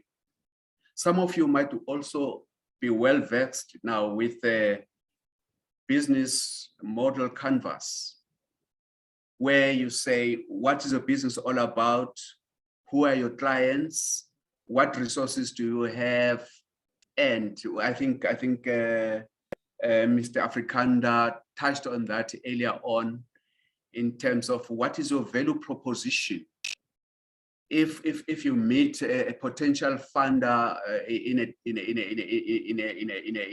a lift, as you walk into the lift and it goes to 6th floor, in few minutes, how do you pitch your business? How do you present your business? Who you are, and what do you do? What value?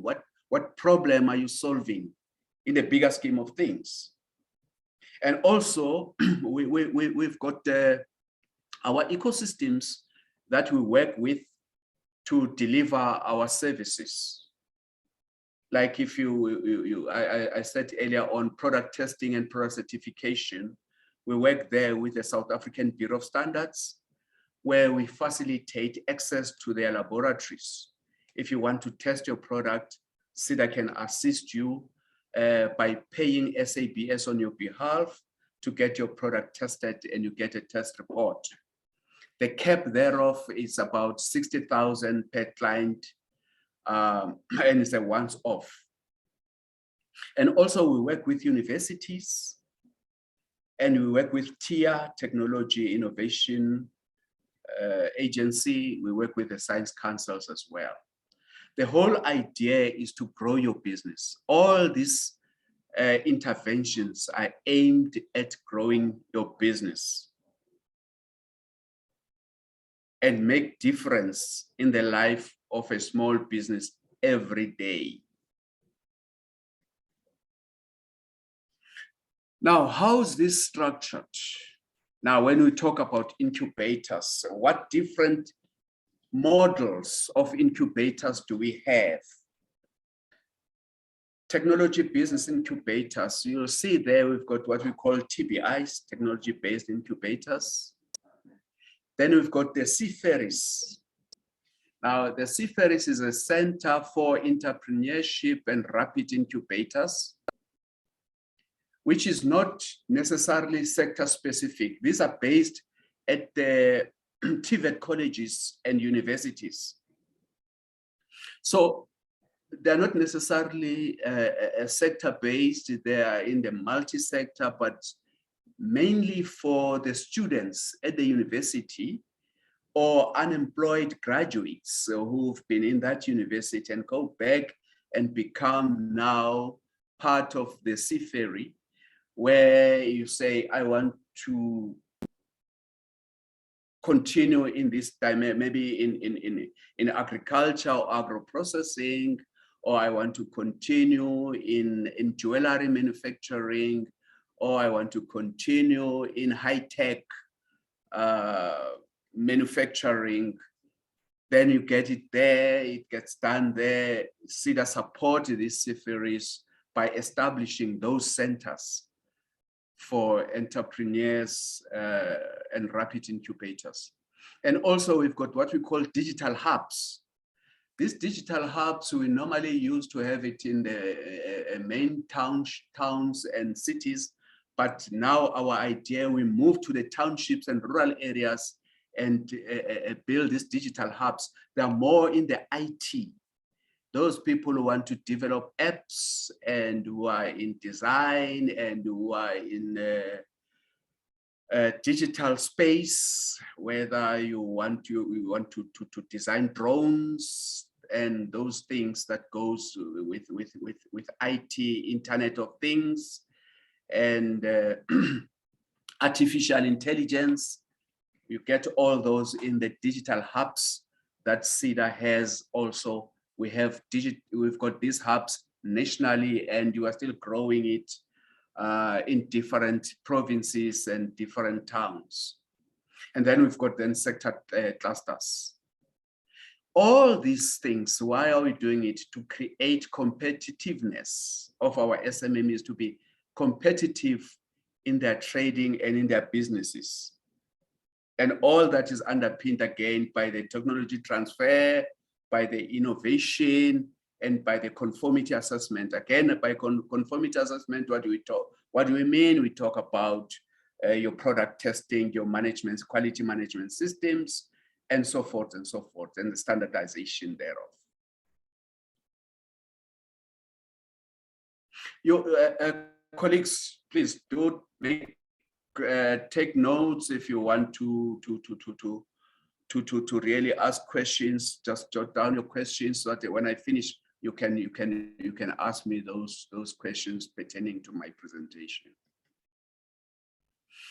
This now is a framework of the incubation process to say where does it start and what happens and the time frames. So you'll see on the ecosystem builder fit, that's a developmental space before you even enter the incubation, to say the ecosystem. Now the ecosystem are all the stakeholders that are involved in the SMME development.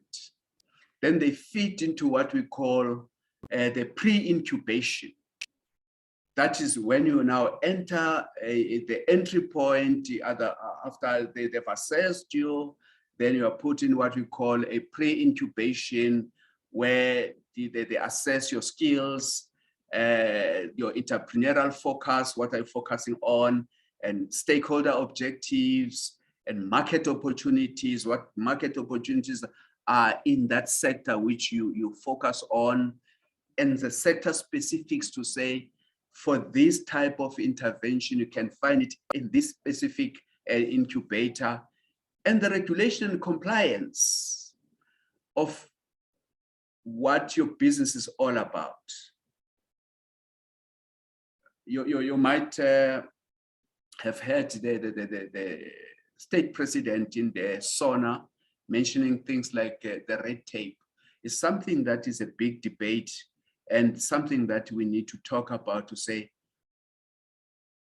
when we say there's a red tape, what are we talking about?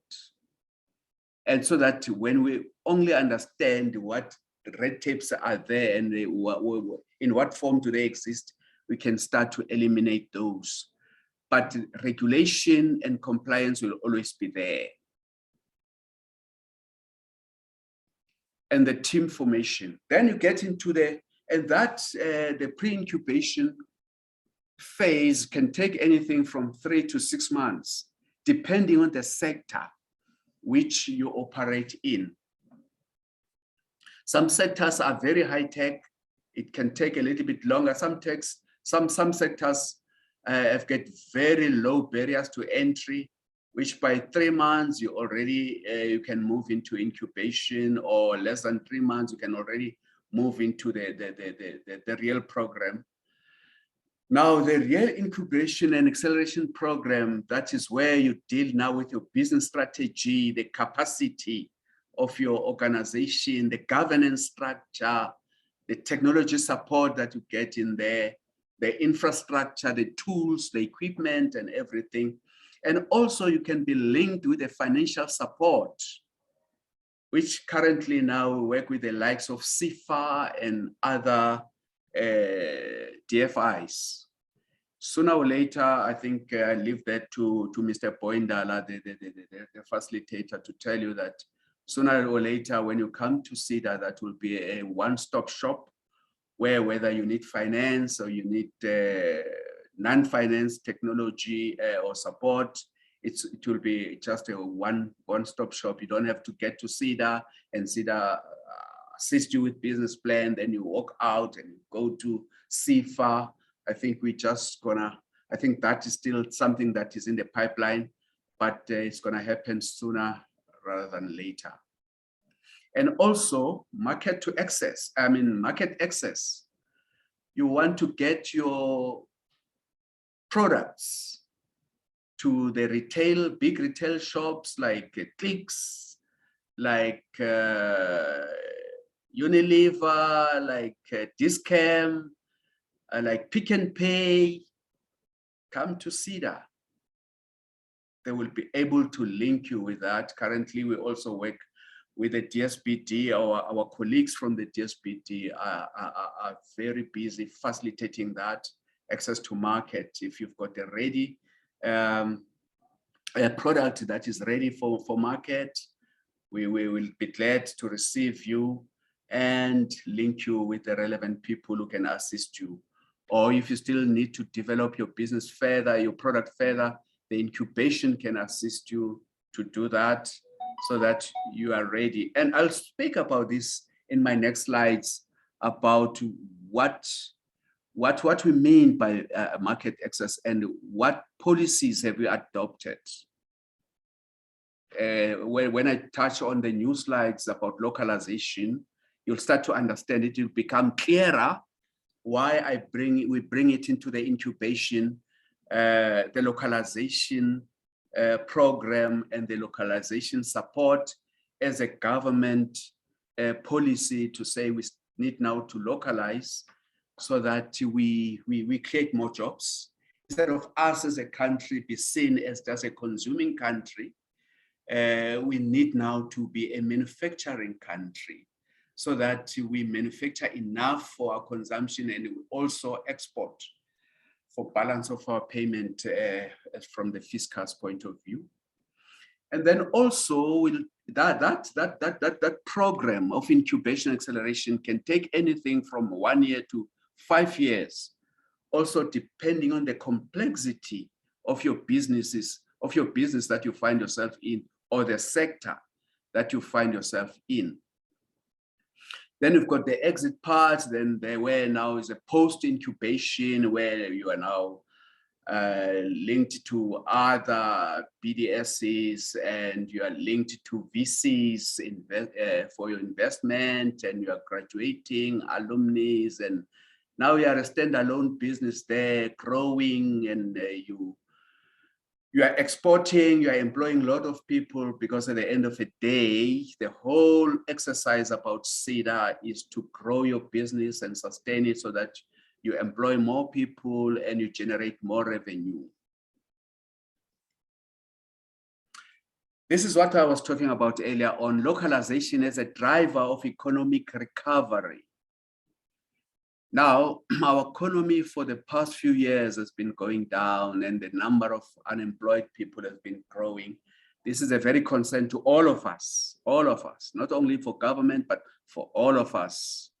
We are all in this together. What do we need to do? We need not to blame each other and point fingers, but to say, what is a country? What can we do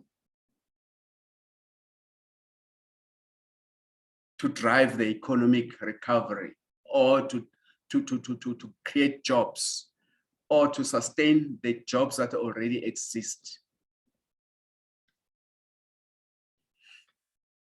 One thing that we need to preach loud and clear is buy local, consume local goods. Let's be patriotic about our own things. Yes, it's nice to buy from other countries. In fact, we'll always do that. It's not going to just happen overnight that we shut all our borders, we don't import anything.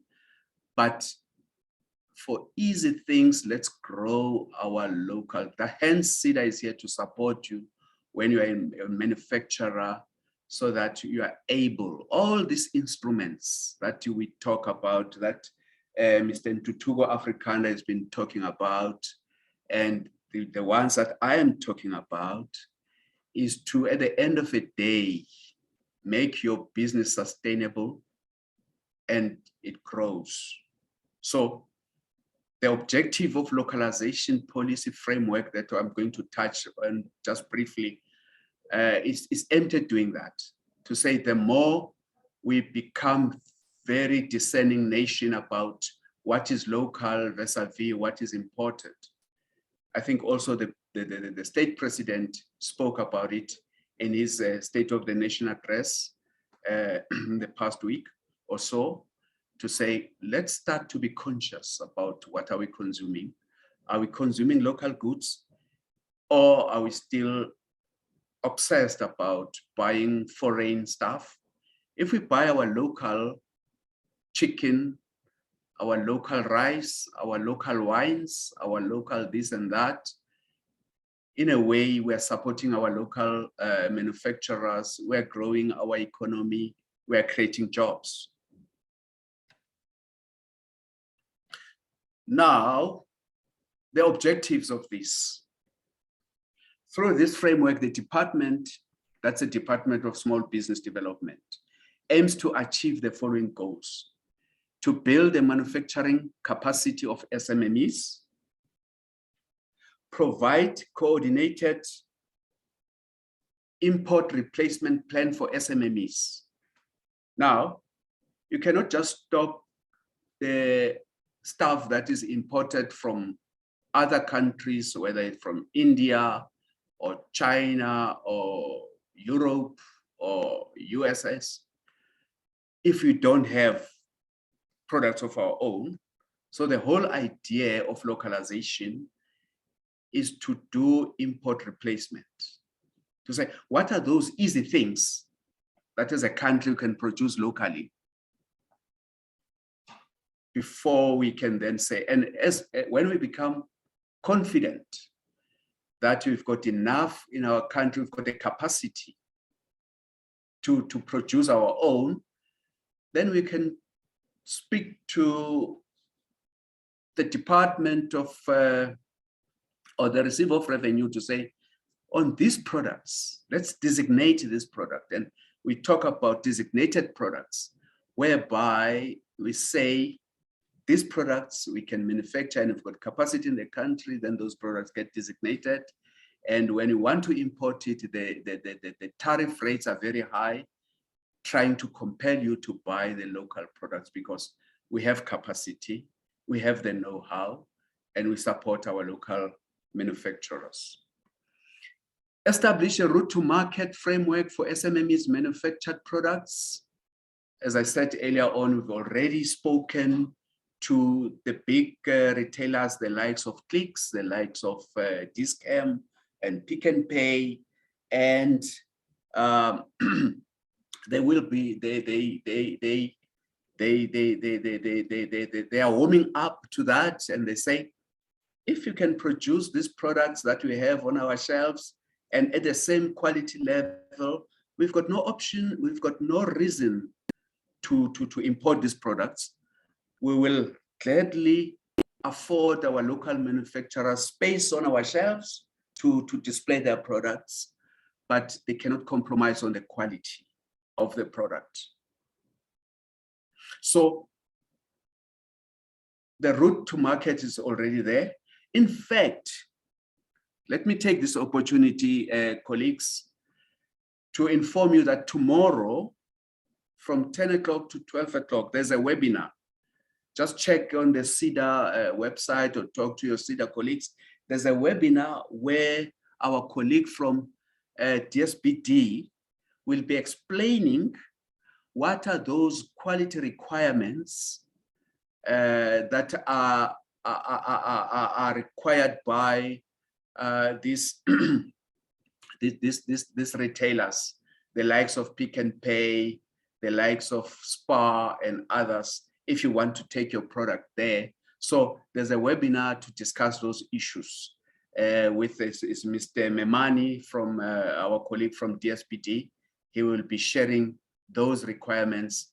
You might be want to log into that webinar so that you get to understand if I've got this product that's ready to be put on the Pick and Pay or on the Discam shelf, how do I go about? What would they like me to package my product? What should be on the packaging? What should be on the label? Things like the barcoding, things like the whole regulation in terms of who's the manufacturer, when was it manufactured, also what's the content of it. That's very crucial, but SIDA can assist you with that to say what goes into a label of a product. Also to provide support and preparation for SMMEs towards export market penetration. That's very crucial as well when we need to look at the balance of payment from our fiscus point of view. We need to export more than we import. Service localization to allow development of skills. Support SMMEs to adopt innovation and digitization and establish a funding framework, which CIFA has got quite a number of instruments in terms of funding, whether it's a loan, whether it's a hybrid, where it's partly a grant and partly a loan. Those funding frameworks are already there. They exist. Just talk to SIDA, get your nearest SIDA branch, you get all this information that is readily available for you. To drive localization, the department designed a focused manufacturing program that is aimed at building and supporting SMMEs' participation in the manufacturing value chain. The program is based on the following principle: the acceleration of township and rural enterprises in manufacturing value chain, the intensification of SMME participation in the light and fast consumer goods manufacturing, the facilitation of the participation of SMMEs in the high demand minerals beneficiation, e.g. chrome and ferrochrome, and the revitalization of dormant industrial production infrastructure. You know, in the old regime, we had what we call the TPVC states. They had these border industry areas like Ikandustria. If you go to Putadichaba, you've got that. So there's a big drive now to revitalize those, what we used to call border industries, to support our SMMEs because they need space to manufacture their businesses. Again, go to your nearest SIDA and ask if there's a close by infrastructure that you can be listed in so that you do your manufacturing there. Mr. Ndala, please highlight if I've gone overboard with time. Maybe I need to speed up my thing so that I'm not taking too much time. Maybe I'm elaborating too much on these slides, but I promise I'll be faster now. Yes, Now, yeah, no, I've noted. I think we are now, I'm just going to give you a few minutes to wrap up, and yeah, and then we'll get Q&A after you're done. Okay, let me move faster. These are the sectors you need to look at if you want to, for localization. I think we've got about 1,000 products to be localized, but that's in the food and beverage industries, including agro-processing, furniture and general use products, beauty and personal care, hair care, skin care, those cosmetics, components manufacturing for automotives. You can start to see what is the standard for manufacturing number plates and windscreens and things like that, and Mac rims and stuff like that. Some are quite interesting, and the market is open for that. And we've got, in fact, incubators that are in those sectors, by the way.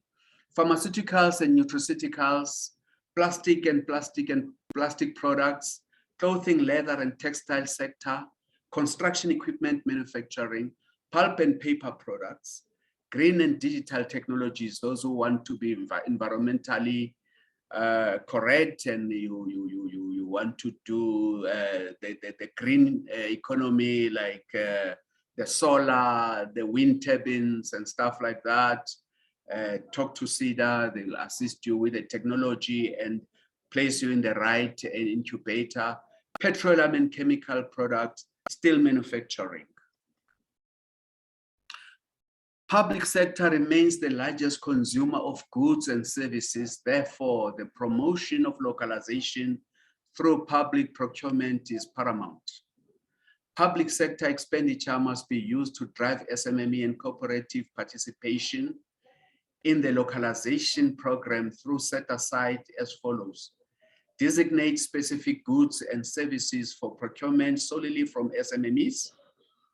It's well and good to have these policies in place, but when the government comes and say, where are those SMMEs that we have set aside 30% of our procurement bill to procure from them, we should be able to say, here are they, buy from these SMMEs, and these are the designated goods that we cannot, as a country, import from other countries.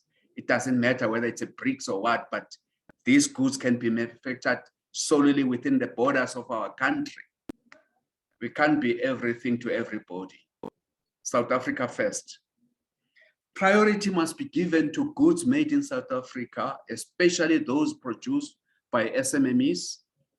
The designation of products and services for public sector procurement must also include provincial designation to enhance local economic development.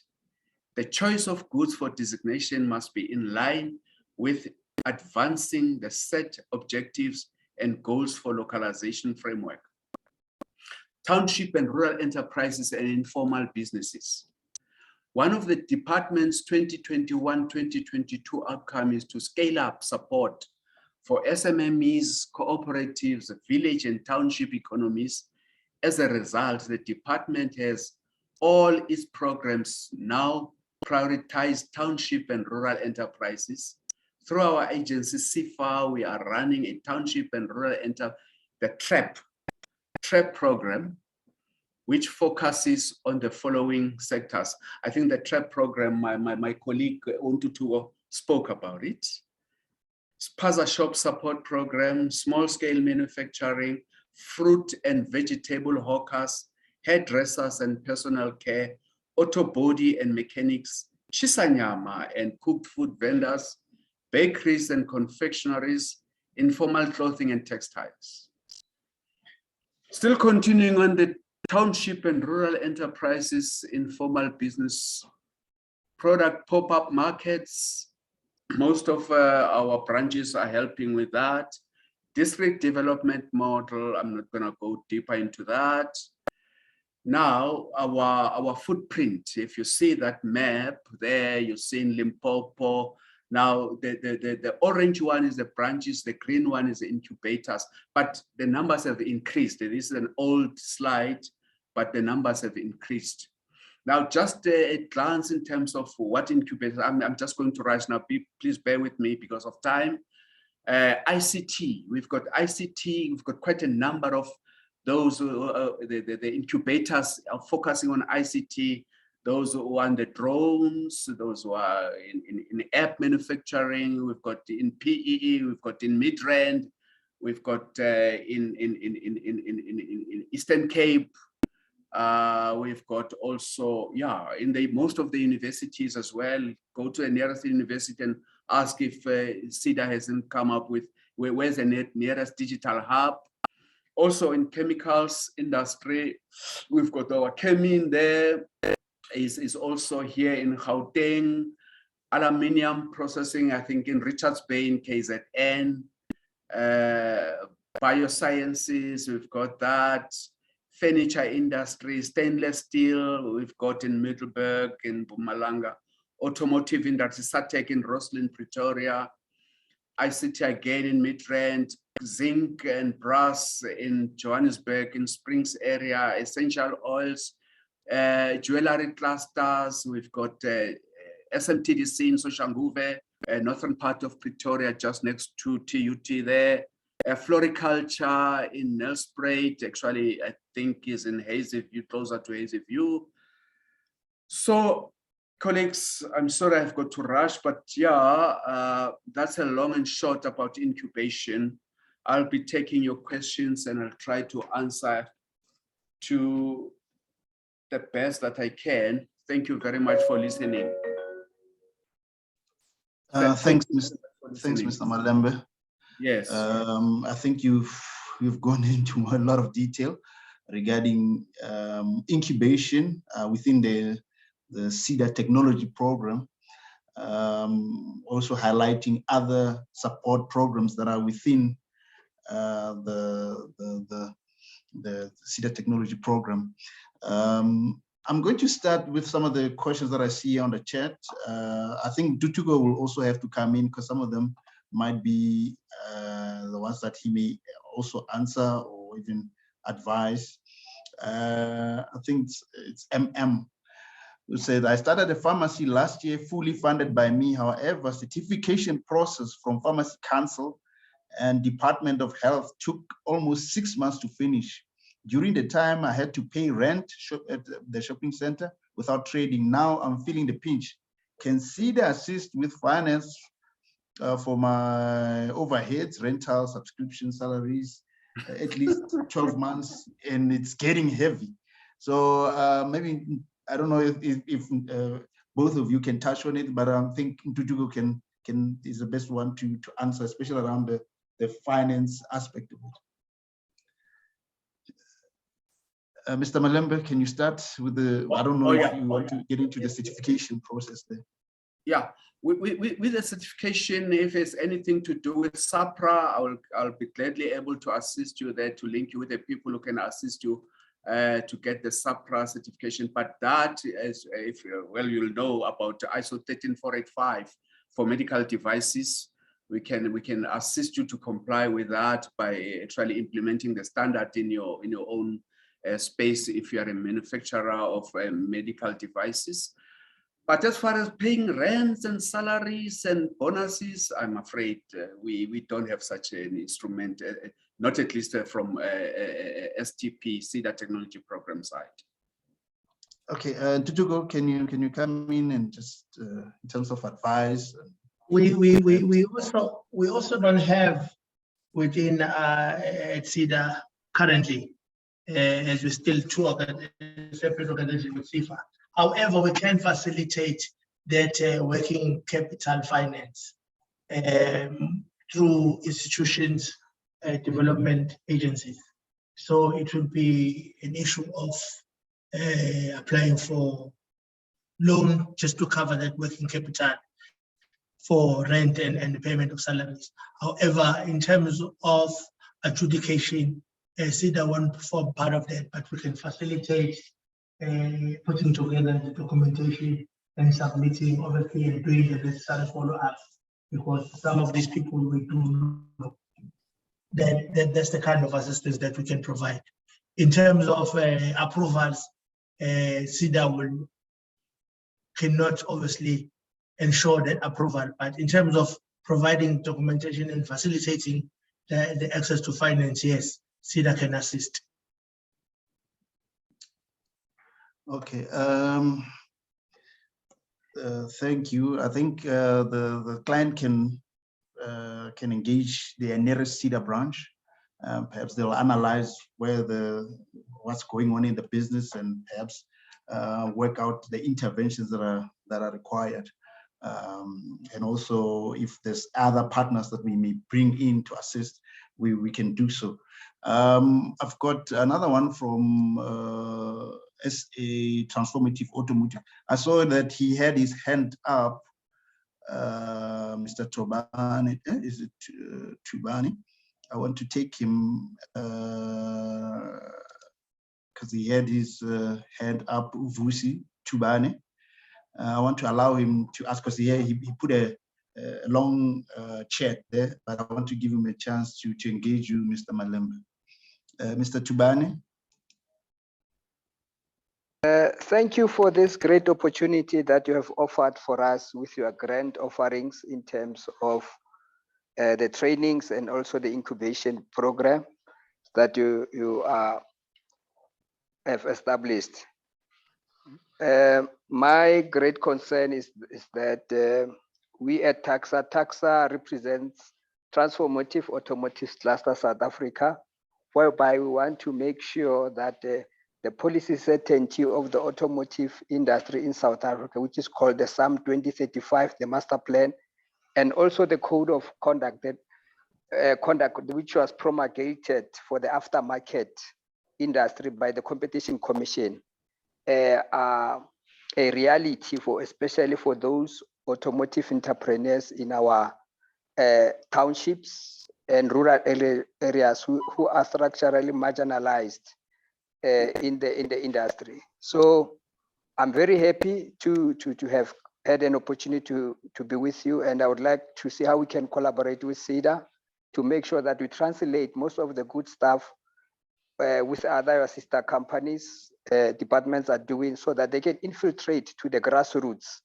in our communities. So we've got a communication and education awareness program that we'd like to make sure that all the policy transformational agenda are shared, in our townships, our TVETs, and our universities. So we'd like to partner with you and make sure that the information, is available for them and opportunities arising from that. So thank you for this grand exhibition by SEDA. Thanks, Mr. Tubani.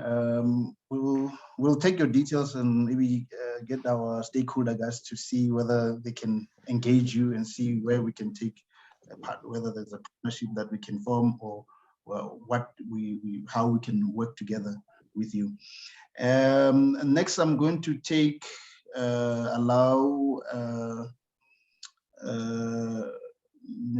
it's Chris Abrams to ask the question.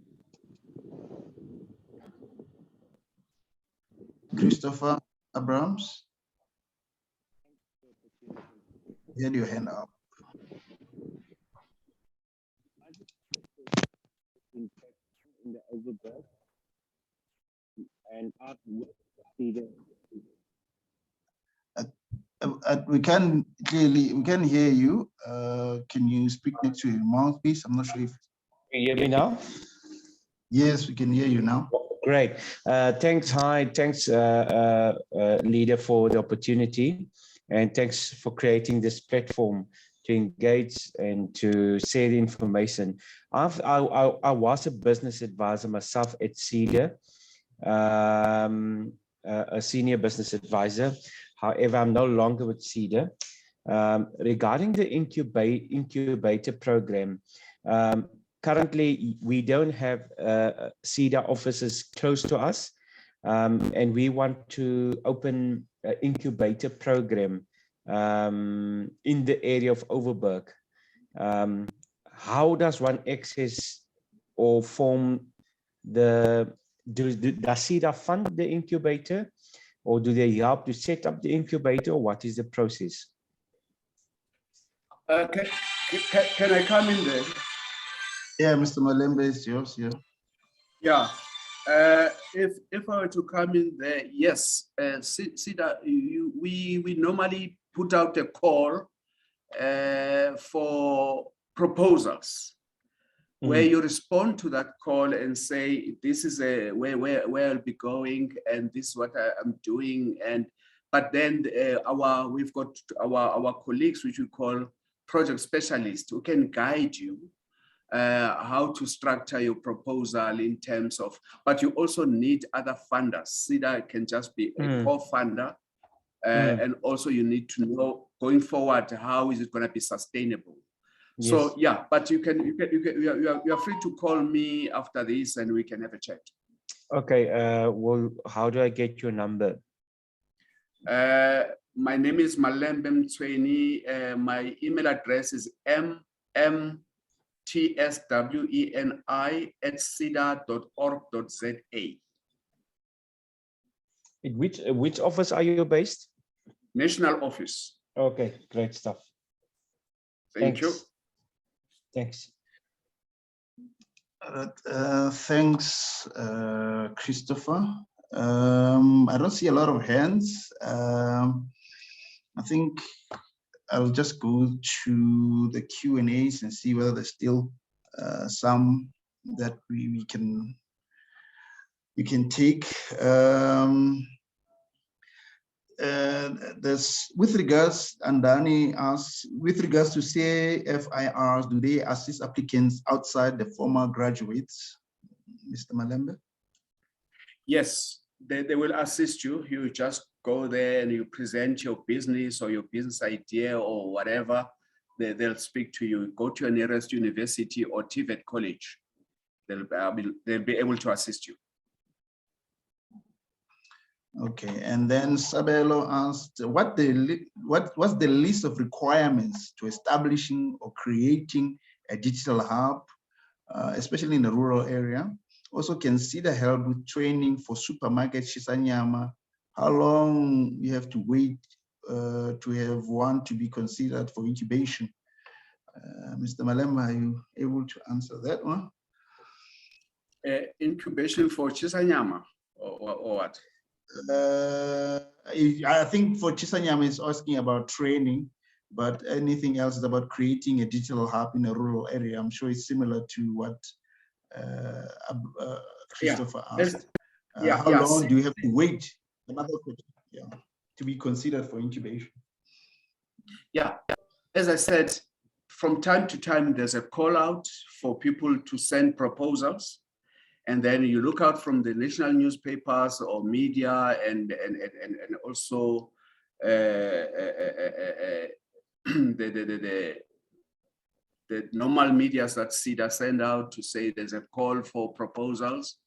You just express your interest and say, I want to open a digital hub, and you sort of give your business idea there in terms of how do you see it.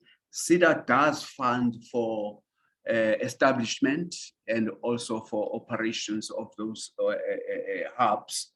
But I think, as I said, if you contact SEDA, you go to the website and you go to SEDA STP, you can feel free to communicate to us there to say, where are you based? What opportunities do you see? But normally it's good when you respond to a call for proposals. All right, I think that's answered. I think this is from Dutugo.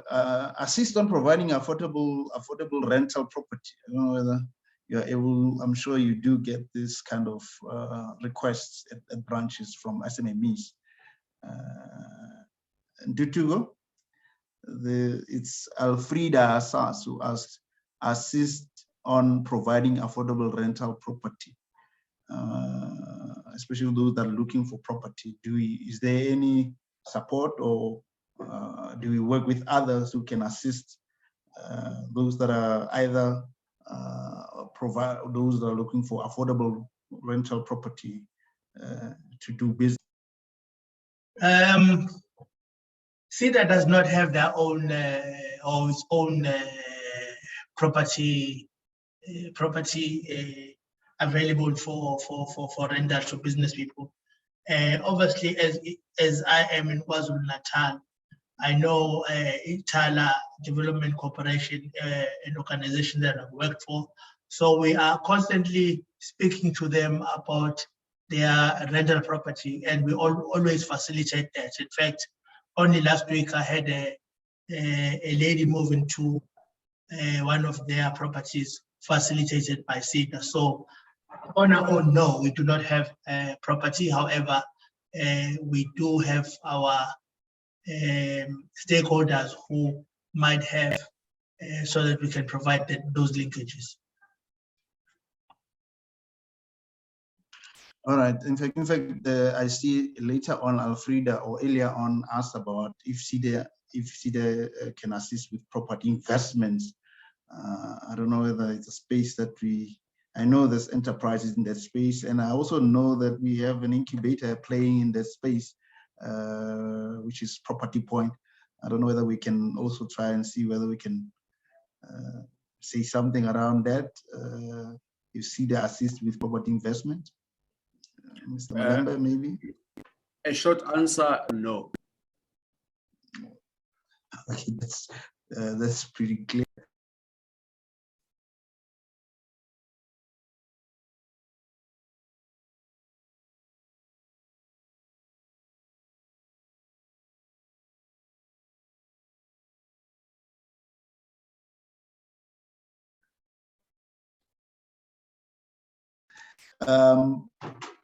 I was muted for a moment there. I think Mr. Weissman Langamandla asked whether we can kindly leave the email addresses of the presenters. What I said was that when we send the presentations and the recording, we'll also add the email addresses of the presenters. And Daniel also asked again, what's sorry, Mr. Ndala, I'll also put it on the chat, my contact details, my email address, yeah. Okay. Okay. What are the location requirements for establishing a digital hub? What is the nature and partnership with university, e.g. technology transfer office, e.g. Okay. I don't know whether we can answer that one, Mr. Malembe. What are the location requirements? Yeah. Yeah, look, if there's no really a specific requirement that says in this location or that location, but I think accessibility, where it can be, ideally it should be accessible to many people, a bit in a township or in rural areas, but accessibility should be the determining factor. Okay. What was the other part? The other part, what is the nature of partnership with the varsities, with tertiary institutions? Yeah, it depends. If it goes to that university, and then they'll be able, different universities have got different criteria. Remember, these universities or TVET colleges, they only partner with CEDA for the establishment and funding of that operation, but it's still a part of the university or the higher learning institution. Okay, all right. I think that's clear enough. I think I'm going to go to Mr. Simos Beko. I'm not sure if I'm going to go to Simos Beko. My business is easy agricultural trading, exporting agricultural product from Africa to overseas. CEDA can CEDA assist me in terms of getting certificates for exporting food seeds from Africa to overseas, the HACCP. I'm sure Mr. Malembe knows a lot about that. Yeah, the certificates for exporting. Yeah. A quick answer: we can link you with DALRAT. They're very active in those areas. Yeah, Department of Rural Development and Agricultural Reform. Yeah, if you contact us, we'll link you up with the DALRAT. Yeah. Okay, thanks. I think those are some of the questions. Let me go further to the chat again and see whether there's more questions. Before we close, I think there's no more questions. Let me see. Okay, there is one here. I think this one is answered about digital location. And then this also relates to share the directive in terms of establishing an incubation hub in the auto sector. I think it's asking specifically about the auto sector. Can you please share the directive in terms of establishing? So I'm sure Mr. Malembe, can you also take a swipe at that one? Can you share directive in terms of? He says, can you share directive in terms of establishing an incubation hub in auto sector? He's asking about establishing an incubation in the auto sector. Yeah, automotive sector, we've already have that. Actually, AIDC and SATEC in Roslyn are the two, because then it becomes nice if they're in an area where these automotive manufacturers are, so that there's transfer of skills, and also there's a co-funding from our side. But you are not actually prescriptive about that. We just say, ideally, if you've got already a relationship with, whether it's BMW, Ford, and Nissan, like as I mentioned, Roslyn in Pretoria, also in PE, that makes it viable in terms of the OEMs, dealing with the OEMs and your SMME supplying components to that. We've got a growth garage in Watlu, in next to Ford there also, which is actually the incubatees in that incubator are supplying components to Ford in Watlu. So it just creates a viable business sense. Unlike in the middle of nowhere, you say you are an automotive hub, and you don't have any offtakes from your SMMEs. It's just, I'm just saying what could make business sense if you are in that area, in that cluster. We can support you all the time. Thank you. Thanks, Mr. Malembe. I think this one perhaps Tutuko can advise. I think it's also this is the right candidate for perhaps a trap program. I have a baking business. Can Sid advise me on how to make my business success? The business is not making progress at the moment. I'm in Township, East London. I'm sure it can be referred to our East London branch. Do you want to say anything, Tutuko? Perhaps we'll just provide him. You can just go to our website and see the contact details of the East London branch. I think the best would be to attend our East London branch. Let me quickly just look in my, I think if I can get quickly in my diary, East London branch. Can I probably offer a number there? Yeah, perhaps you can just give the number there would be 043 706 6700, and also put it on the chat. But yes, maybe through analysis you can unlock potential in that business. There might be a wide variety of reasons why the business is not performing, from your costing and pricing to your understanding of the market. Together with CEDA can assist, maybe coming up with a turnaround strategy and making that business a viable one. I'll give you the number for East London office, where you can get hold of a CEDA business advisor who will take you through the process. And good luck. I hope it becomes profitable again. Yes. Thanks. Yes. Otherwise, you can also go to our website. I think all the branches numbers are there, including the email address of the branch managers. So they are available on our website. I think that also applies to this Ms. Thabo Mukenela, who says, we want to start a solar manufacturing plant in townships. So I think that's where perhaps they need to engage the branch, and the feasibilities and all those things can be done at the branch. Can you support me, Mr. Ntituko? regarding that one. I think he also has to go to a branch and engage them because we're not sure as to where Mr. Tawe is based.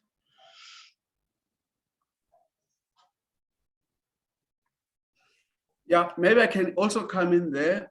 We can support Mr. Tabo also if he wants equipment or he wants to start that. As I said, our value for equipment there is now at 1.2 million. If he has he wants to start, that's actually a very growing business at the moment where people are trying to have their own. This load shedding has created another industry, and we can gladly support that. But then he can just speak to our colleagues, Mr. Bongani Ntombela. You can call me. I will forward the thing to Mr. Bongani Ntombela, who's actually heading that division of technology transfer. Thank you. All right, thank you. I think we've exceeded our time. I think we're about to close. I think we've covered as many questions as we can. I don't know if there's still hands that I can find here. I see Nomfundo, that's the hand that I just found here. I will allow her to ask a question. Nomfundo? Can you hear me? Yes, we can hear you. Okay, I'm the lady that just asked about the business. I'm in East London. I just want to know if should I go straight to CEDA or should I go through the incubation center? The incubation center that I'm into is the TVT College in King Williamstown. Look, Nomfundo, you are spoiled for choices. You can go straight to CEDA branch, or yeah, maybe you might find that CEDA branch actually has got more information than the TVET college you have. So I'll suggest just make a call and make an appointment with a business advisor, and just go to the branch if it's closest to you, if it doesn't cost you too much money, and state your case that you are baking, but your scones are not moving. They'll have a way of assisting you. Thank you. Okay, thank you so much. Thanks. Thanks. I think this is the last question that we are taking. We've taken, I think it was a great session. This is the first session that we've had. I think we are planning to have some few more touching on various topics, whether it's business planning, financial part of things, which are critical for those that are starting to ensure that they get those right. Those can assist them to access further support at CEDA or at any other ecosystem partner, whether it's a private one or the public one. Most of them, we work with them. We work with all the other, whether it's ECDC in the Eastern Cape, in WDC, any other provincial one. So I think that's the idea, that if you need anything, or you want some form of support, CEDA is always available for you to engage on your business, and we'll then provide the necessary non-financial support for your business to grow. And in addition to that, our incubation network is far and wide. I think we've got to still have a list of all the incubators on our website. You can always go there and check, and also list which sectors they are in. You can always check that list and see whether you can find the one that is in your sector. Other than that, you can always get in touch with us on our social media platforms. We try and answer all as much as we can, all the questions that come through. We can always give you direction as to which direction you need to go, whether it's within our mandate or outside our mandate. Now and then we get NGOs and others asking us whether we support them or not. And then we give them direction as to where they will go, which door they need to knock. And with that, I want to officially close the session. I think it has been a valuable session. To the panelists, to Tuga Afrikaner, thank you very much for availing yourself and giving us a very comprehensive talk around ideation and starting, and Mr. Malembe Mtsweni for a comprehensive view of our incubation and our technology, SEDA technology program. Thank you very much to our participants and all those that have engaged us. Thank you once again. We will engage some more and we'll continue to engage with you. We engage all the time on our social media platforms. Thank you. With that, that's the end of the meeting, of the session. Thank you, Mr. Ndala. Thank you, colleagues. We are always there to work with you to make your business grow. Thank you very much. Bye-bye. Thank you. Thank you, everyone. Come to our branches. We are available. We are waiting for you to assist where we can. Thank you very much. Thank you. Thank you so much.